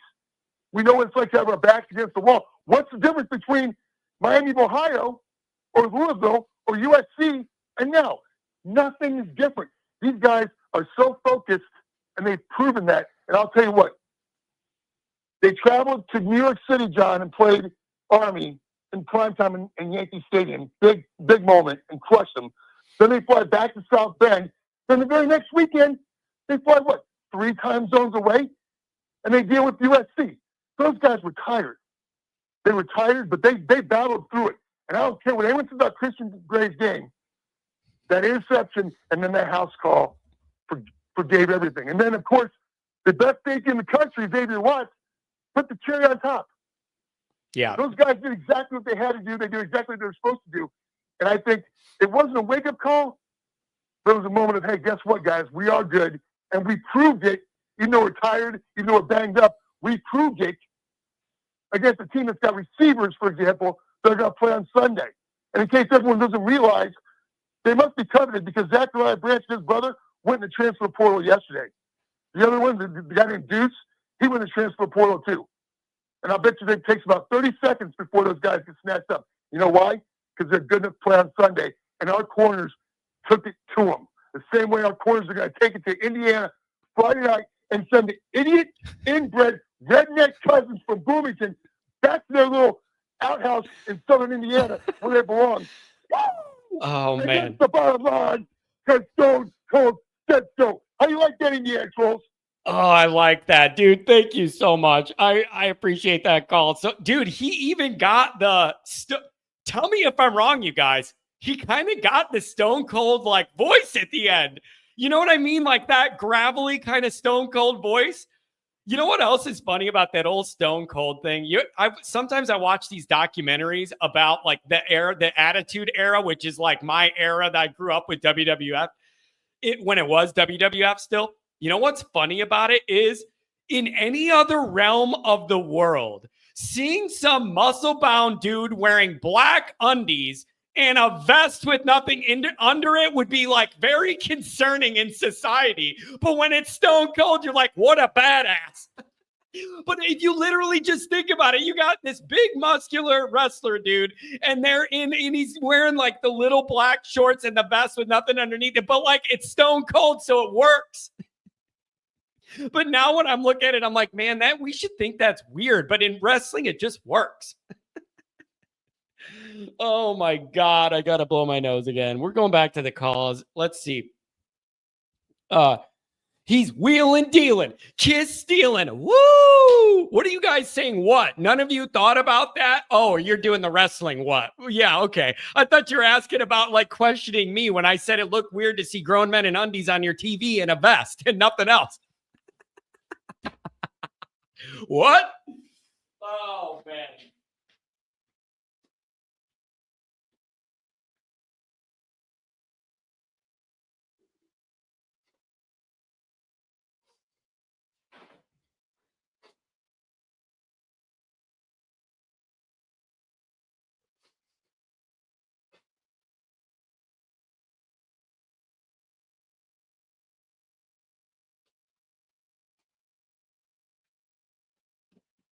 Hey, you guys know what I've heard? You know what I heard is the best cure for a sinus situation is to go out in 10-degree weather for 20 hours. Oh, 949, you're on the line. What's going on? If you're on hold, you're going to be on the air. What's going on, 949? Hey, Johnny boy. I'm going to need your help at the end of the call, but let me go through a list of things. You pick about what you want to talk about. First of all, I want to commend you and shame you for what you said about IU. They haven't been a basketball school since Bobby Knight. So you got that part right. They're a tennis school or a bicycle school or whatever the heck they are.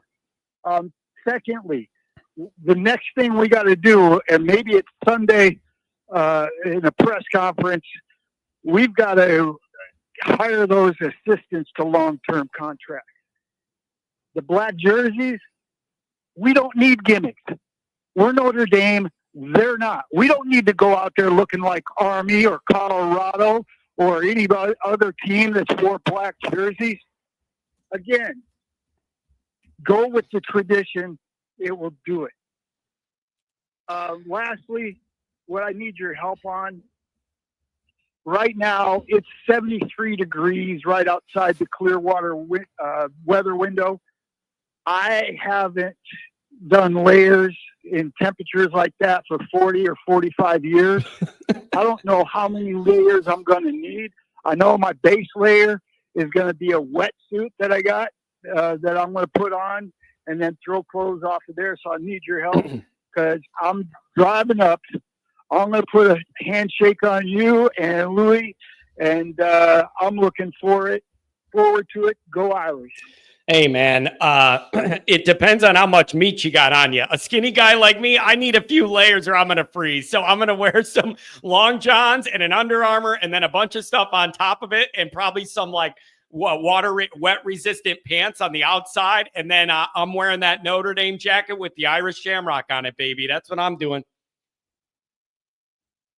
So how many layers is that? I'm gonna have 2 or 3 at least. Yeah, I would rather be over careful about it and make sure I'm warm. And I'm gonna get some hand warmers and put them in my shoes. So I better go with 4 layers because I haven't seen those temperatures in 4 decades. Yeah, that could be a rude awakening. Although it being for this moment may take the bite right out of the wind. You know, I really do believe that there's going to be such an energy there that I think we'll all get over the cold. The energy will take over. I believe that. I do too, and I'm looking forward to it. Putting a handshake on you. Would you do one favor for a lot of us, and that is take pictures and tweet them out of where you are, give demarcation. I'm going to try and do that. I'm going to try and do that. Okay. And Notre Dame announced they upgraded their technology with cell service and Wi-Fi and everything around the stadium. It has been historically very poor my whole life. They just said they upgraded to 6G fancy whatever internet. They're saying it should be able to work better, so I should be able to give people the information. Awesome. More radiation. That'll make it warmer. Yep. So that's what I'm thinking. But this is going to be an exciting moment. I just can't wait to get off that toll road and feel what this vibe's going to be like. I can't wait. Yep. Go Irish. Beat the Hayseeds. 550. I like it. There we go. That's a good call. Asking me what I'm wearing. Man, Sun Chance kid. John's going to dress like Steve Austin on his show. Yeah. Steve Austin with a genetic disorder. Like, can you just imagine me? It would actually be really funny for Halloween if I was Steve Austin and I got the voice and the voice going, and I get a vest and I get my little undies, my black undies. But it'd be like Steve Austin if he had a muscular disorder. Oh man. Listen, I had to ban Ronald for the rest of the day. That is number 3 of extremely inappropriate comments that are not like, John, you're wrong, or like Indiana's winning. I've counted now 3 that are just way across the line. He's gone for the day. Maybe I'll bring him back later, but he just crossed the line way, way, way too much. Way too much. 937, what's going on? Hey, John, how's it going? Long time. What's going on, man? I realize you're probably too busy with your game. What do you make of the action this weekend? Oh, man, well, let me first say, there's one thing I need to say at the end of the call, but first thing about the games, I'm very excited for the first game, your guys' games. I think it's going to be awesome, especially with the weather conditions. It's going to be really, really, it could be a real good spectacle. And real quick, with the caller before from Florida, I hope he's listening. The most important thing is obviously remember gloves, remember hats, and that type of thing. But wear a few pair of socks, or if you have wool socks, wear a pair underneath those. Your feet are the things that get the coldest the fastest, especially when you're standing up on that concrete. So I've had a couple of experiences with that. Your feet are the ones you need to make sure are nice and toasty. Yeah, that's a good point. And then, okay. And then for the game, it's interesting. I really think that you guys will have I think you stated it earlier, or one of your callers did, get after the Indiana quarterback. If you can rattle him like Ohio State did pretty quickly in the game, then it was kind of lights out for them. They couldn't really move the football after that. So if you can get to that quarterback, and I think Notre Dame should be able to. I think you guys are going to take care of business. The only thing turnovers. Just keep the ball, hold on the ball, let Indiana make the mistake, because I think they will. If you get them to make the mistakes, I think if you give them the opportunities to make the mistakes, they will. So that's my thoughts on the game. As far as the jerseys that you guys are talking about, I would say stick with the gold helmets. But other than that, I don't have any other thoughts on that, John. Yeah. On the Ohio State game. So we are super disappointed as a fan base. I sent you my Christmas card. On the back, I put a little message on it. But then I'll go ahead and say it now. Fire Ryan Day. That's how all of us feel. Like, we don't think personally, I wish they would have got rid of him before this game and brought in like an intern, like the Badgers used to do. They'd bring in Barry Alvarez to coach the bowl game and to coach the bowl season. Like, that's kind of where I'm at this point. And I wouldn't be surprised if our stadium, just looking at ticket prices and everything, I think people are ticked off. I wouldn't be surprised if it's 30 to 40% Tennessee fans. It's really, really interesting. You guys are just in a weird spot. It is the weirdest combination of things with the way your regular season ended. And then you feel like it's all over, but it's not over. But people are like kind of checked out. It's a very odd vibe for you guys. It's very weird to get the feel. Yeah, we as a fan base, I think part of it is too, John, is that the last few seasons, it's like, you have a loss for against Michigan, which is terrible. It's like, that's basically instant death in 95% of all Ohio State seasons, right? And then to get to be able to play in the big bowl game, and then just never play very good besides in one of the last 4 bowl games. And it's like, well, they're just not. People are just done with the coaching staff. I think at this point, we love our defensive coach. We love our defense, but we just think offensively, like we've given Ryan Day so much, and he just produced. So how bad does this get? If you lose round 1, how bad does this get? Like, what happens? Is this actually? He could be gone. Is that a real thing? Is that a real thing, or just like social media? We're mad at our team, fire the guy, or is that a real thing that like? Literally, if you get caught here, that there's real trouble. What's the reality? Oh, okay. So what I think, this is what I think is going to happen. I think he's either going to get 1 more year or he'll be fired pretty quickly. But I personally would lean towards the firing because I think fans and big donors will not give him any NIL money for next season. That's interesting. And that's interesting. So what's the list then? What's the list? Does your AD have a list and have like is he back channeling things to get things lined up? Like that's the second part of the equation. One is it's easy to say, get rid of this guy, but then there's another part of the equation. So where do you go then?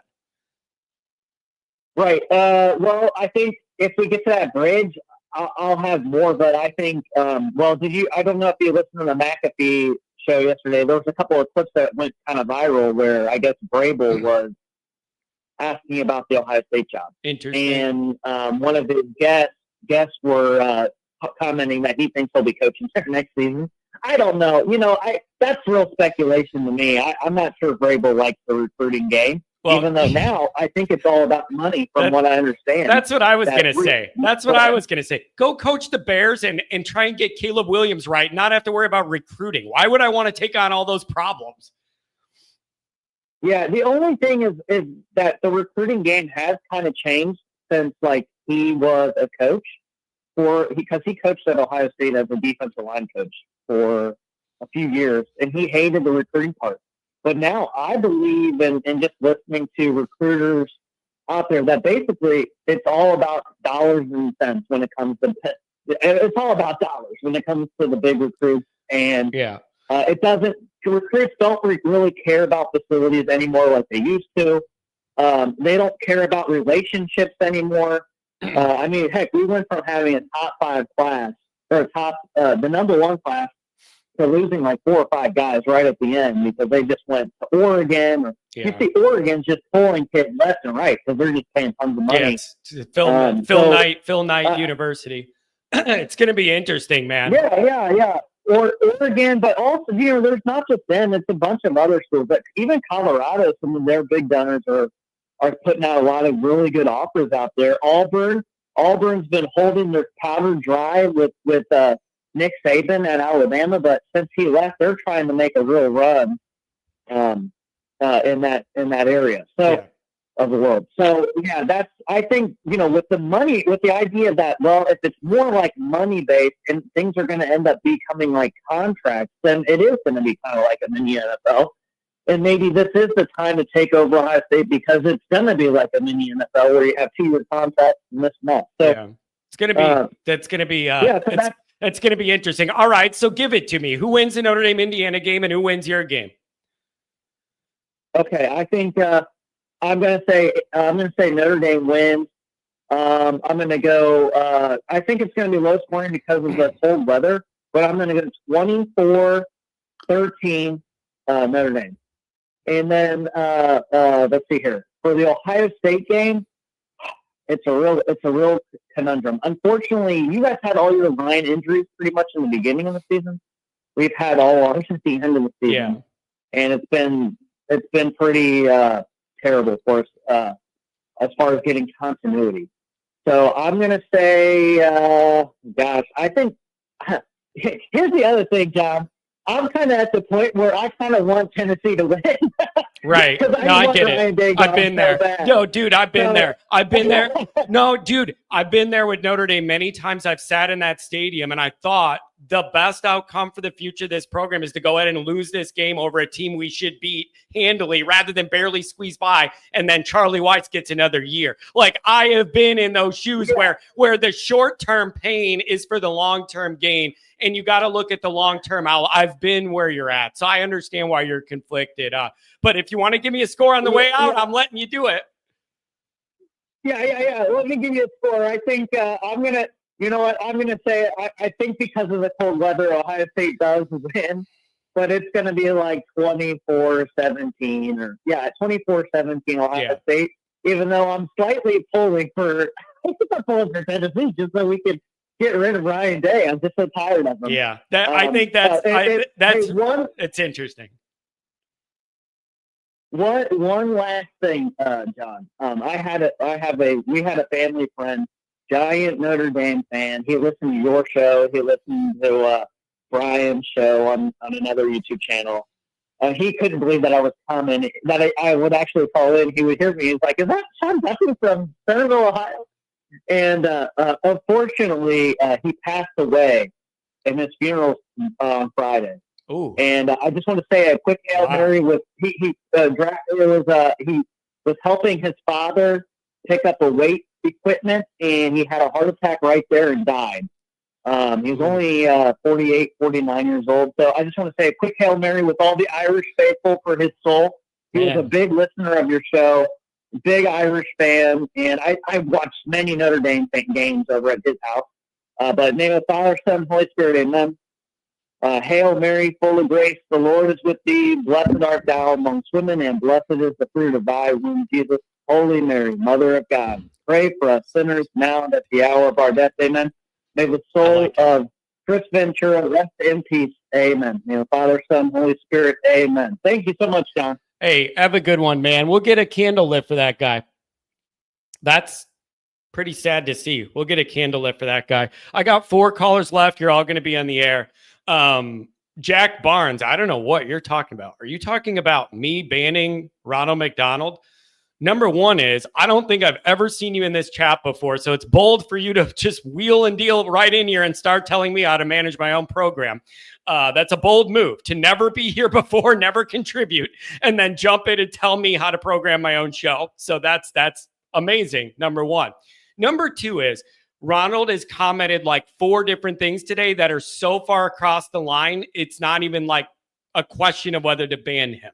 I want to talk about football, not any of the perverted, weird crap that he was bringing up and stuff he's saying about our former coaches. And he's crossing every single line of what I don't want it to be on this show, and I'm just not going to allow it. If it's one thing, I'm flexible. If it's 2 things, I'm annoyed.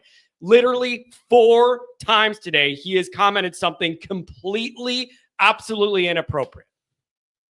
And I just don't want it in my chat. So he could come back after the show and learn how to behave, not like a clown, but I didn't want to see that, and it's my show. 615, what's going on? What's going on? How you doing this fine Wednesday morning? I am. I'm ready for this game. Can't get here soon enough. Shout out to that guy's cousin, by the way. We'll continue to pray for his soul. That's very unfortunate. Hate that for him. Yeah, that's kind of rough that the funeral. It's kind of rough that that funeral is on. You know, the game day. It's almost like appropriate in a kind of way that you would be able to honor that guy, do the funeral, and then have Notre Dame that night. Like, what a way to go out, I guess. But you know he's going to be there. His cousin, he won't even be at his funeral. He's going to be at the game. You know, in spirit, of course. He's going to be there, and I know he'd be fired up about it. But speaking of along the lines of, you know, we said the Hail Mary and everything like that, that got me thinking, have you seen like the IU mocking like St. Peter's Cross and turning it into the IU logo on Twitter? Oh yeah, I've seen that. Worked out good for teams. They want to talk. They want to talk about. They want to know they want to talk about stealing stuff. I've seen 10 other teams that beat Notre Dame input their quarterback's face on touchdown Jesus. Like, you're not breaking any new ground. Like, you're really not breaking any new ground. I've seen that. Every team that's beat us in the last 10 years puts a tweet out of their quarterback or coach as touchdown Jesus. Like, get real. Well, it kills me because it's always like 3 jokes for like Notre Dame. If Rudy was offsides, they talk about Manti Te'o's girlfriend. And Yeah. like you said, the touchdown Jesus thing. There you go. It's not even original. Yeah, that's about perfect. Most teams are playing Notre Dame for like the first time too.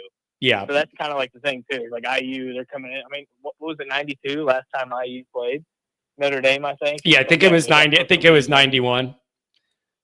They realized they had a football program in week 10 when they played Ohio State, and they're like, "Oh crap, we're actually doing pretty good." It's just ridiculous. I'm ready. I really don't think it'll be close. I think I see it going a lot like the Ohio State game, because honestly, I think Notre Dame's secondary is better than Ohio State, even with Benjamin Morrison out, because there's no drop off. I really think that the USC game was. I mean, it was a combination of they hadn't seen that kind of speed in a while, maybe since the Louisville game, because they do have some athletes, not USC level athletes, but probably since A&M, that they hadn't seen that kind of speed. Yep. They're just tired. What was it? I mean, they like the caller mentioned earlier before. Man, you're right. No, you know what, man? Listen, nobody wants to acknowledge that that's just a reality, because it comes off like soft if you're like saying you're worn down or tired at the end of the year, whatever. But like with the travel and all the stuff involved and some of the injuries, some of the stress to the roster through the middle of the year, it is a real thing that they were dragging a little bit. And it is always a challenge for us when we finish the year out in LA. It's just a long trip on a weird weekend. And it's just, it's always a bit of a thing. So they needed these couple weeks to get rejuvenated. And I don't think it's soft to admit that after this grind. And not only a regular grind, but a grind where you couldn't lose a game in 10 weeks. That's a different kind of grind too. Yep. And I think the big thing about it too was like with Christian Gray, I mean, he picked on all day. But when it mattered the most, he made that pick 6. And that's all you can ask for. Like we think about last year with the Ohio State game, a lot of people focus on, 10 guys on the field as they should.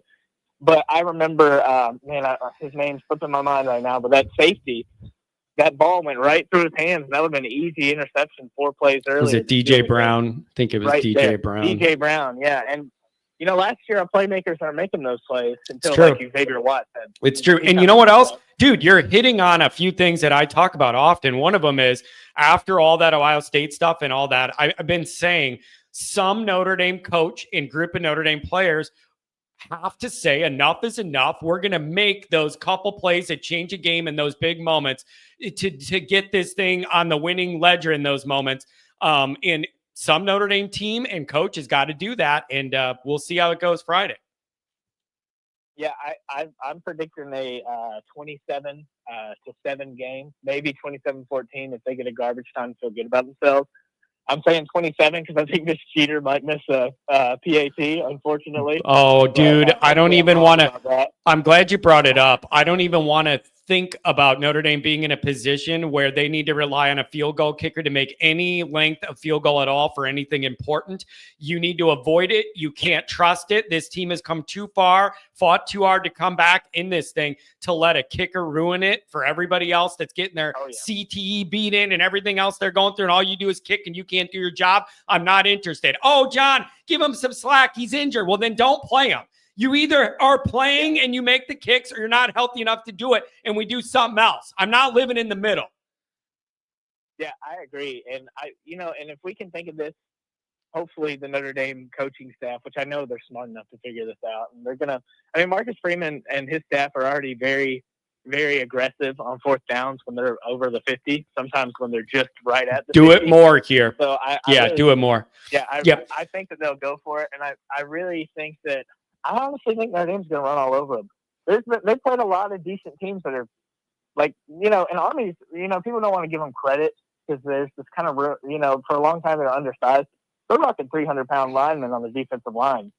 I mean, that's normal size for that. Yeah. I mean, most teams have 300-pound linemen, and they were very good at stopping the run. Notre Dame ran all over them. I mean, it's just, they've run all over. Nobody stopped them yet. And I really am. I'm not worried at all about Georgia next week if Notre Dame wins this week. Oh man. I mean, UMass went for 180 yards on them. Let me That's think not- about, let me worry about one thing at a time. So I don't know, man. I'm with you on a lot of the way you're looking at this. It is just this Notre Dame needs to prove it, man. Everything's out there for Notre Dame. Yeah, you just got to sure. prove that this group of players is different and this staff is different and they're all playing for each other on a different level. And it needs to be. Anything else, my friend? Really good call. I'm about the black jerseys, since everybody has to mention something about it. If it happens, I think I might be in the minority. And also, I mean, I'm 26, almost 27 years old. So, of course, I don't have kind of the boomer mindset of the dudes that won the 60s. But the black jerseys, I really don't care because I've always subscribed to the idea of, look good, play good, because it is very real for younger athletes. Whoa. Okay. Wait. Let me flip it on you. No. You're talking about look good, feel good, whatever. That's my golf. I believe that in golf, that if you look good and you're sharp and your shirt's tucked in and your shoes match and everything, you're going to play. I believe that in golf. But in this case, I don't want it to be look like Purdue, play like Purdue. Oh, but they won't look like Purdue because it's going to be a different kind of gold. I don't think Notre Dame would mess it up. I'll be honest. They threw me for a loop because I thought, they always do that TGS. Yeah. And that the gold standard, I really thought they were going to come out in all gold, and I was a little worried. Oh man, it looked like a bunch of Marys on top of the dome running around in all gold. It would look weird. Yeah. Hey man, really, really good phone call. Thanks a lot. Anything on the way out? Sure. Go Irish. Go Irish. Have fun tailgating. I'm getting a little bit of FOMO missing out on that tailgate, but I think it'll be great. I'll be up there in spirit as well. Appreciate it very much. We're going to go 7:03, and then we're going to end the show with two of our most regular callers that you all know and you all appreciate when they call in. That'll be a great way to round this out. So 7:03, and then two of our famous regulars. What's going on, 7:03? God, I'm having the same feeling that I did for the USC game. I'm excited but nervous, but I'm feeling pretty good about our team. Yeah, it is. Listen, man, this team seems like they got it rolling. They play for each other. It's a great group. It's an easy group to like and get behind. They've been winning every week. Notre Dame has a lot of momentum. Indiana's going to say they do too. Mm-hmm. One thing I really think would be effective this game is if we use the big tight ends and the big receivers, because their DBs are small. They aren't big guys. So if Riley just throws it up to them, I think they'll be able to make some plays. Use those tight ends. I don't believe they were healthy most of the year. Looked clunky when they were moving around coming off the injuries. I think they're feeling better. They're moving better. They were used as big weapons in the USC game. Maybe you could do that here. Denbrock, draw it up. Let's go. Mm-hmm. And I wanted us to see. I feel like our line should be able to get pressure on Rourke, like other people have been saying. Howard Cross and Riley Mills, this is your team, this is your time. It's time to make plays, guys. Step it up.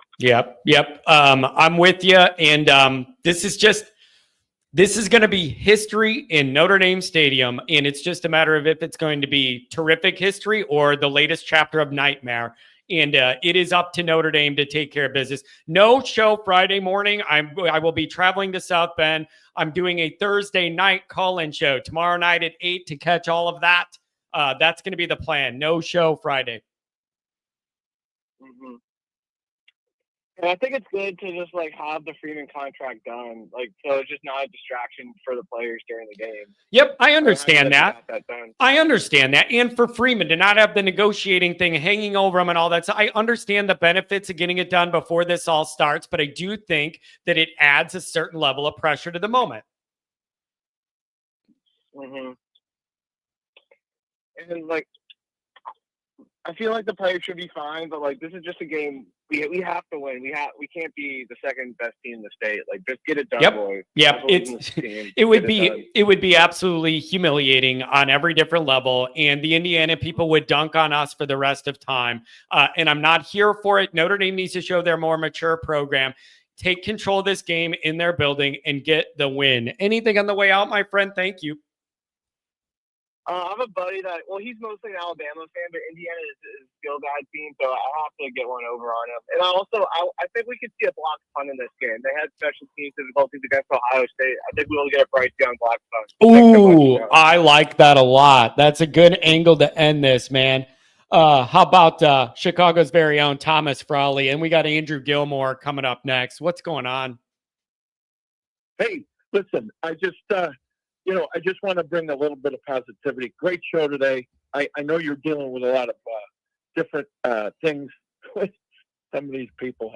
It's a head scratcher. I know. I want to talk about, and you got the patience of a saint. I commend you for it. But as I look at this, I see the tenacity on this team. So we go back to, like the caller just referred to the USC game, and he's a little worried. Well, the first 3 series of downs, Christian Gray looked like an All-American. Then they started picking on him a little bit, and there was some miscommunication. But the fact that he hung in there to the very end, and that interception was unbelievable. What a stab! I mean, that should have been that was had to been a top 10 highlight on ESPN. I don't watch that crap anymore, but it was fabulous, and it just speaks to their overall tenacity. And after Xavier Watts took his back, John, I'm not kidding you. I wasn't able to talk for 30 minutes after that. Remember, I called in to the show. I was almost apoplectic. I could not speak because I knew the magnitude. I said, this is different. This has a different feel that I haven't felt since 1988. I didn't feel it so much in 93 because their defense wasn't as good, right? So this is just, I've got that feeling. So, I barring any, bad turnovers and things like that, I don't see them losing this game. And you got to remember that quarterback is really good on their team, but he is not mobile. 6'5", 200. He looks like he's 235 pounds. He's a big kid. He's got a great arm, but he's got a bum knee. He can't move. They get some pressure on him. And I just found out that Riley Mills was named second team All-American by the Sporting News. So I hope that fuels him and he produces. He and Howard Cross, because we're going to need them both. So I'm really looking forward to that. Yeah, and Tom, I know what this moment means to you, man. We've been keeping in touch offline, and I just know how big of a deal this is to you and your people, and it's going to be the next chapter in Notre Dame and Notre Dame Stadium history, and it's got to be for the right reasons. Well, yeah, and actually, there was another death. One of my dearest and closest friends died yesterday morning. And I talked to him the night before, and the last thing he said to me on the phone, bring home a winner. We were talking about the Notre Dame game. He said, I wish I was healthy enough to go. And he said, I'd be right there with you, because he was there with me at several Michigan games, the Miami game in 88, Miami game in 90, and the Florida State game in 93. So Tom McGurn, west side of Chicago Board of Trade legend. He grew up in the same neighborhood with Johnny Latner, and I think everything is moving in the right direction for Notre Dame and the staunch Notre Dame fans that have been there a long time. Man, this would be a big reward for all those longtime fans, and what a treat to have it be at home with our people. And this is going to be something special. And Notre Dame just needs to take care of business. But man, Tom, this is 2 diehard Notre Dame people we've lost in the last day, leading up to this moment. Like, there's some symbolism in there, and hopefully Notre Dame could get the win, and it'll kind of be soothing in a way in that regard. Oh yeah. Well, I hope so. So listen, I'm going to try and get over to the North Lot. I'll give you a shout that day. I'm going to be with my daughter, and it's going to be great. I can't wait. So, Tom, be in touch. Be in touch, and I'll let you know where we're at, or send you a picture or whatever. I'll do a good job of letting you know where I'm at. Sounds good. Okay, guys. God bless. Go Irish. Safe travels. Take care, man. I don't know what to make of this. We got people dropping like flies here before the game. I'm not sure what to make of it. Corey says the IU defense hasn't faced a rushing offense in the top 100, so I'm not that worried about it.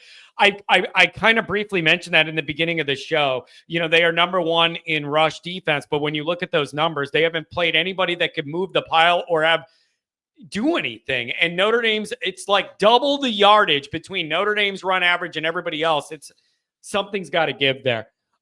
Happy Gilmore to finish us out. Andrew, thanks for waiting. What's up, buddy? Hey, what's up, John? How are you, man? You know how I am, man. I'm wound so tight. I need this to come, and we need to see what it's going to be. I'm wound real tight. Well, hey, good calls today. I like the WWF promos that were cut. And then good call by Tom. I kind of wanted to do what Tom did, was take it back to the game a little bit. I get why everybody in the chat is like super excited about the game. There a lot of these people are calling for blowouts, and certainly for Notre Dame to cover. But I do think that there's some that IU can't be taken lightly. I think there's some warning signs that I think we need to be worried about a little bit. The first part is, have you seen this guy Rourke's stats? Like, if you look those over? Yeah, they're doing a good job. He likes to get the ball out quick. How does Notre Dame combat that? Well, his TD to interception ratio is one of the best in the country. He threw for 2,800 yards, but if you look at his stat lines, they took him out of the game pretty early in a lot of those games. He could have easily had over 3,000 yards passing. And then if you look at the IU wide receivers, I think at least 4 of them would be right up there as the leading receiver for Notre Dame. So it's all to say that why I think that presents problems for Notre Dame is I think you can make an argument that Notre Dame really only faced 2 really effective passing offenses the entire season. The first game was against Louisville, and the second game was against USC. And I think we can agree that we sort of struggled in the passing game in both those games. And this time around, we don't have Ben Morrison. I'm not saying that IU's going to throw the ball over us, but I think that's a warning sign, because that's what they do well is they throw the football. Some people are pushing back on you a little bit, saying, okay, but who was it against? The bottom half of the Big Ten all year in Kent State or whatever? Like, I'm just throwing that in there. Did you consider any of that competition when you're thinking about it, or the numbers are the numbers? Well, they played more Power 5 teams than we did, so I'll throw that back at them. And I would just say that, hey, listen, who did USC or Louisville really beat all year? Louisville, I guess, beat Clemson. That you're going to hang your hat on that. Well, they moved the football on us, and if not for Jeff Brom blowing it in terms of clock management, they were driving the football potentially to tie the game. So I think most experts would say that Indiana is as good as Louisville. I mean, that's not a controversial statement. So I just put that out there, that this team is as quality as Louisville. I think that this quarterback is better. I think their wide receivers might be just as good. And then on the flip side, you could say, hey, they didn't play very many good running teams like Notre Dame, certainly not as good as Notre Dame. But I do worry that Notre Dame being somewhat one-dimensional in terms of what they do on offense, that could pose some problems. So I think the most important player, and it's why we paid the big bucks to get him, is Riley Leonard. He's the most important player coming into that football game, because I think that Indiana is going to sell out on the run. Yep. They're not going to be an easy run defense. They've got a big, again, I think the Louisville comparison is really appropriate, because if you recall in that Louisville game, that defensive line for Louisville was really, really big, and they sort of took over in the second half and really slowed Notre Dame down. And absolutely took away the running game against Notre Dame. So I think that they pose some challenges. And so what I think needs to happen is if they shut down Notre Dame's run game, Riley Leonard's got to make some magic happen with his feet. And I think that could be the biggest thing. So I'm thinking this is going to be a lot closer of a game than people give it credit for. Because I think that this team, we're essentially playing Louisville Part 2. I really believe that. Yeah, listen, man, I've looked at a lot of these numbers too. And whenever I look at some of these numbers, the pushback on Notre Dame and Indiana is yeah, but who is it against? And sometimes I do have a hard time parsing through all that. And then it's just I think that one of these teams people keep saying who's it against? Well, I watched. I mean, Okay, but like, the okay, idea that they played Michigan and beating they played Michigan Michigan is and not a big they win. played Michigan and It's Ohio not State, and all their numbers went down significantly compared to the rest of the schedule. That's what people are looking at. Is that not fair? It is totally fair, but two things there. Last time I checked, they still beat Michigan, so that's a win for them, and that's a huge win for them. And Michigan's defense, for how bad Michigan was offensively, and Michigan probably wins the game if they have a Riley Leonard. They still had a top 10 defense or top 10 talent caliber defense. So you got to give them credit for that win.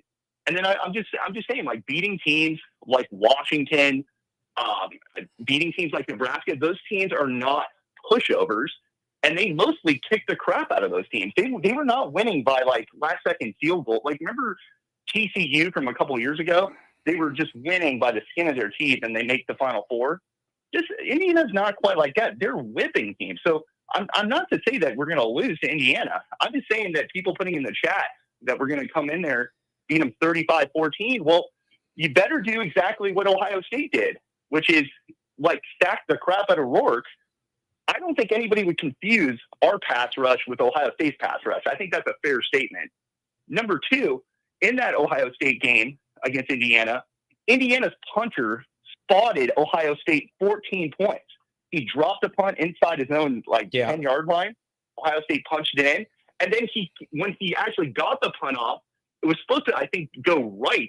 Everybody ran to the right. He kicked it left exactly to Caleb Downs, and the dude returned it easily for a touchdown. So really, like that 31-7 win, that's 14 points that the punter spotted him. IU's defense actually played their hearts out in that game. I watched the whole game. So this is not a pushover. Signetti's a really good coach. They're going to come in with a chip on their shoulder. It's going to be a dogfight. And then I would lastly add, good news for Notre Dame is I think this weather could actually play a factor. There's a chance there's going to be snow. And then the wind, which was originally supposed to be a lot worse, which I think would have helped Notre Dame because it makes it truly a running football game if the wind is swirling. It's still going to play somewhat of a factor if the weather predictions are right. Right now, I just looked it up. It's going to be about a 15-mile-an-hour wind. And I think we all can remember when Clemson came in a couple of years ago in November, they could not throw the football because it was super windy that day. So I think the more wind, it helps us. But if the weather conditions are good, I'm just saying, like, this team is no pushover. They've got a veteran quarterback. They've got good wide receivers, and they've got a good defensive line. That will give anybody a chance to win a game. Yeah, so don't overlook this team. I think that's fair. It's just such a big moment, man. Practically and perceptually, Notre Dame needs to find a way to win it. I'm not looking for pretty points. I'm just looking for you to win in advance. I don't need social credibility of beating Indiana. I just win in advance, man. Just figure out a way. And then I would end on this, that callers coming in saying that Freeman's already eclipsed Brian Kelly. That's absolute nonsense. I'm happy for Freeman. He deserved that extension for going 11-1, especially after running the table after NIU. But let's just be honest. He didn't beat any major football teams on that run. You get the extension not as a reward. You get an extension out to 6 years because we're betting on you to make this team really good over the next few years. So it starts Friday. You got to earn that extension and beat an IU. And I actually feel for Freeman because all the fans are coming in there thinking we're going to kick some ass. Well, you got a big challenge on your hands, and let's see how the team responds. So I would just put it out there. He has not eclipsed Brian Kelly. He eclipsed Brian Kelly. He beats Indiana, then goes down to New Orleans and takes down a juggernaut in Georgia. Then I'll call in and say, yeah, this dude's eclipsed Brian Kelly. But don't tell me he has, because Brian Kelly, in his third year, he beat the Pac-12 champion Stanford, who was a top 10 football team, and then he went into Oklahoma and beat Oklahoma. That's a much tougher road. So, and I'm not saying that Kelly's a better coach than Freeman. Freeman's proved me wrong a lot, but he hasn't done anything yet. It starts Friday, and I hope he proves it to everybody that he is better. I'm cheering for the guy. It is one of the biggest takeaways I had from the extension was that it clearly indicates Bavakwa and Notre Dame's power structure have seen enough that they feel confident in the trajectory of the program that without seeing what this postseason even looks like or another regular season, they're confident doing this. That's one of my bigger picture things is the belief they're showing in that long-term trajectory, but it does put you in a very tricky perceptual spot a few days after signing that extension. Yeah, absolutely. Well, I just always worry about jinxing. You know, you always hear when these extensions get. I know. Trust me, I'm a worrier. I've thought about all, dude. Andrew, I've been saying disasters on the menu, and I mean that in multiple ways. Disaster is on the menu here for Notre Dame perceptually on a bunch of fronts. You can't let it happen. You just have to find a way to win. It's that simple. Bottom line is they are more talented than Indiana. Basically, if you look at Indiana's roster, they are a collection of group of 5 guys. Like I was listening to one of your competitors go through the roster. It's like half the teams from James Madison. Yep. You got guys from the MAC all over the place. Okay, these guys should not go into Notre Dame and win. With that said, they have played their asses off all season. Yeah, that's fair. And they've got a chip on their shoulder like their coach. That's and fair. I'm just saying, this is not going to be a pushover game. I think they're equally as talented as Louisville, kind of set up just like Louisville. It's going to be that Louisville game was a dogfight. I hope people remember that Louisville had us in the second half, if not for Jeff Brom mismanaging the clock. So we can't. I'm expecting a close game, and no excuses, Freeman. You got more talent. You should win this football game. Yeah, it's going to be interesting, Andrew, and we're going to react to it. And this is a big one, Andrew. Anything else? Thanks for giving me a call. Look at Pat. 45-13. I hope you're right, Pat. I mean, if that is, I'll say, geez, man. Yeah. They really came out with them. But I think Pat's doing that. I think Pat's doing that just to piss you off on the way out, to be honest. Well, I just think, hey, he can piss me off all he wants, but I'm just saying, guys, I'll end on this. I don't like what I'm reading on message boards and the overall feeling from the chat. This is playoff football. Anything can happen. I think we're coming in here acting like. Now, here's the pushback. It's like a breeze. Now, wait, here's the pushback. Yeah. The pushback is whenever I say this kind of stuff with Goolsby, he goes, John, no offense, but you and your little YouTube show are not important. You don't matter. The players and the team do not take the vibe just because the fans are confident or depressed or whatever. He goes, I hope he's right. He's like, John, no offense. I like what you do. But he goes, it isn't the same thing that the vibe of the fan base is the vibe of the team. And you need to understand those are separate. He always says that to me. So I want to keep that in mind too. It's kind of an amazing statement though to come from him because I'll just say it like in the late 90s, early 2000s, I'm like an encyclopedia for Notre Dame football. That's when I was in middle school and high school, and everybody remembers when they threw on the green jerseys. I think they were 8 or 9-0. Yep, playing Boston a College, very average Boston College team, and they came in there and shit the bed. So they came in there thinking they were just going to roll over BC, and they lost that game. So I don't want to bring that bad juju up, but I just am responding to Goolsby. The idea that the team doesn't act like the fans can come in lackadaisical. It's like they came in that was the most lackadaisical loss I think I've ever seen in Notre Dame's history. And then they proceeded to really fall apart after that. So it's just like I'm surprised that Goolsby would say that because they came in like he was on that team. I think he was a key player on that team. So. But he would just say that whatever was going on there doesn't have to do with us blowing it that day. I don't know. Andrew, thanks for giving me a call, buddy. I'll be live tomorrow night too if you have any more thoughts. Thanks, man. Have a good one. Good to hear from you. It's been a while. Andrew's been busy the end of the year. Renee, my main man Martinez, $5 holler. Johnny, you have my number if you don't hear from me again. I'm going to bring you up to finish the show, but where would you go? I don't understand why I wouldn't hear from you again. I don't where would you go? I don't get it. I got an answer to this. Masters jacket, way too cold, but I'm bringing the chain and it's going on my outer layer. So yeah, the Masters jacket, way too cold. I'm going to need layers on top, but I am going to bring the gold chain to go over my outside jacket. Martinez to end the show. What's up, buddy? Johnny, can you hear me? Yeah. Okay, I'm not that down on my shaft, am I? Not too bad. Half of a mine shaft. Oh, let me. Can you hear me now? Yeah, that's way better. Oh, okay. Here's the thing, like Andrew had some great points, man. Great points throughout the season, as far as the wide receiver room, right? He had some great points.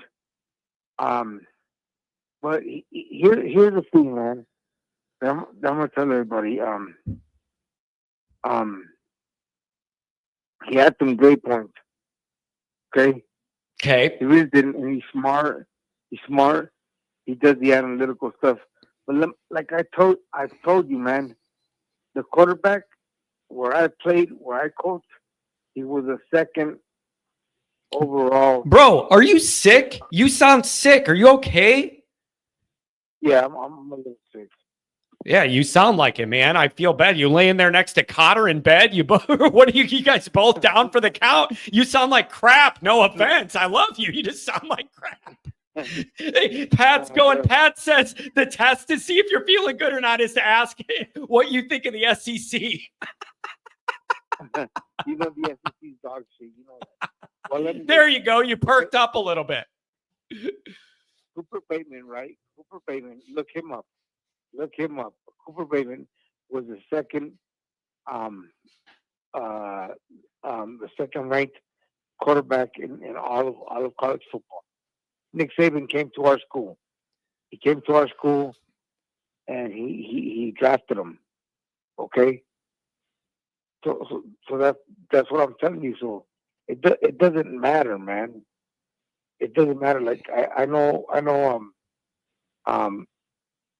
Gilmore talks about this and that, and these players, those players, and the one thing he's right that the California players, like even if you look when Oregon lost to Auburn, to Cam Newton, half of the roster was to California, the California players, right? Right. And I'm sorry, go ahead. Yeah. Go ahead. You gonna say something, Johnny? Dude, I don't know what's going on with him. I couldn't hear you, man. You totally cut out. It hung up on me. I hope you're feeling better, man. You sound under the weather. Hopefully you're just hungover and not sick. And I know that sounds weird to say, but you get what I mean when I say that. Jay Lamont, $10 holler. Johnny boy, thank you for staying on point. Beating IU is what the Irish media should be focused on. You're one of the few I respect as a fan and a man. That's right. Jay, I really appreciate that. Thank you very much. I don't know. I feel bad that I got cut off from my main man Martinez. I hope he's feeling better. All right, you guys. This is a Jack. I don't know where you came from and why you're trolling like this. I don't know if you're a dummy account for somebody else or whatever. I don't know. But some people have come out of the woodwork today that are just outrageous. So that's what comes with the territory. That's what happens when you're in games that matter. But people have been, yeah, Jack might be Ronald. I don't know. And again, Ronald can come back. I was just done with it for today. And the specific things he was saying is just not what I want this show to be. It's just totally unnecessary. Not even football related. Not even, yeah, it does kind of make sense, doesn't it? That the second I ban Ronald McDonald, Jack Barnes, another name I've never seen, shows up. So maybe Jack Barnes is really Ronald McDonald. Ronald can come back. I just couldn't have any more of that specific line of weird talk today. I wasn't going to go there. All right, you guys. Thanks for being here. Thank you for the chats. Thanks for everything. Just everybody that wants to meet up for the show, whatever. This is what this is all for, you guys. And I want to do a special thanks to all the people here year round. All the people here year round. That it's easy to get a bunch of people in here when you're in the playoff and it's exciting and the numbers are going up, whatever. The people that are here in the summer, in May and June, when we do these shows, and you're still here donating, you're still here calling, that is really what makes all of this go. All of this go. And so, Pat, I got too many things I got to worry about, man. I just too much writing, too many obligations that I need to be situated in do. So it's hard to blend business and being a fan on this weekend. There's not a good answer. And I'm already telling Sports Illustrated, see ya, biggest game of the year. And I'm going to be at the game and not writing articles and doing stuff. Sorry. It's just not easy. So anyways, you guys, I'll put something else out tonight, something tomorrow morning, and then we'll go live Thursday night at 8:00. I'll post the link, and I want you guys to give me a call while that energy builds. But thanks everybody for being here. I love this community, and I just hope we're all able to celebrate a big win together. Take care.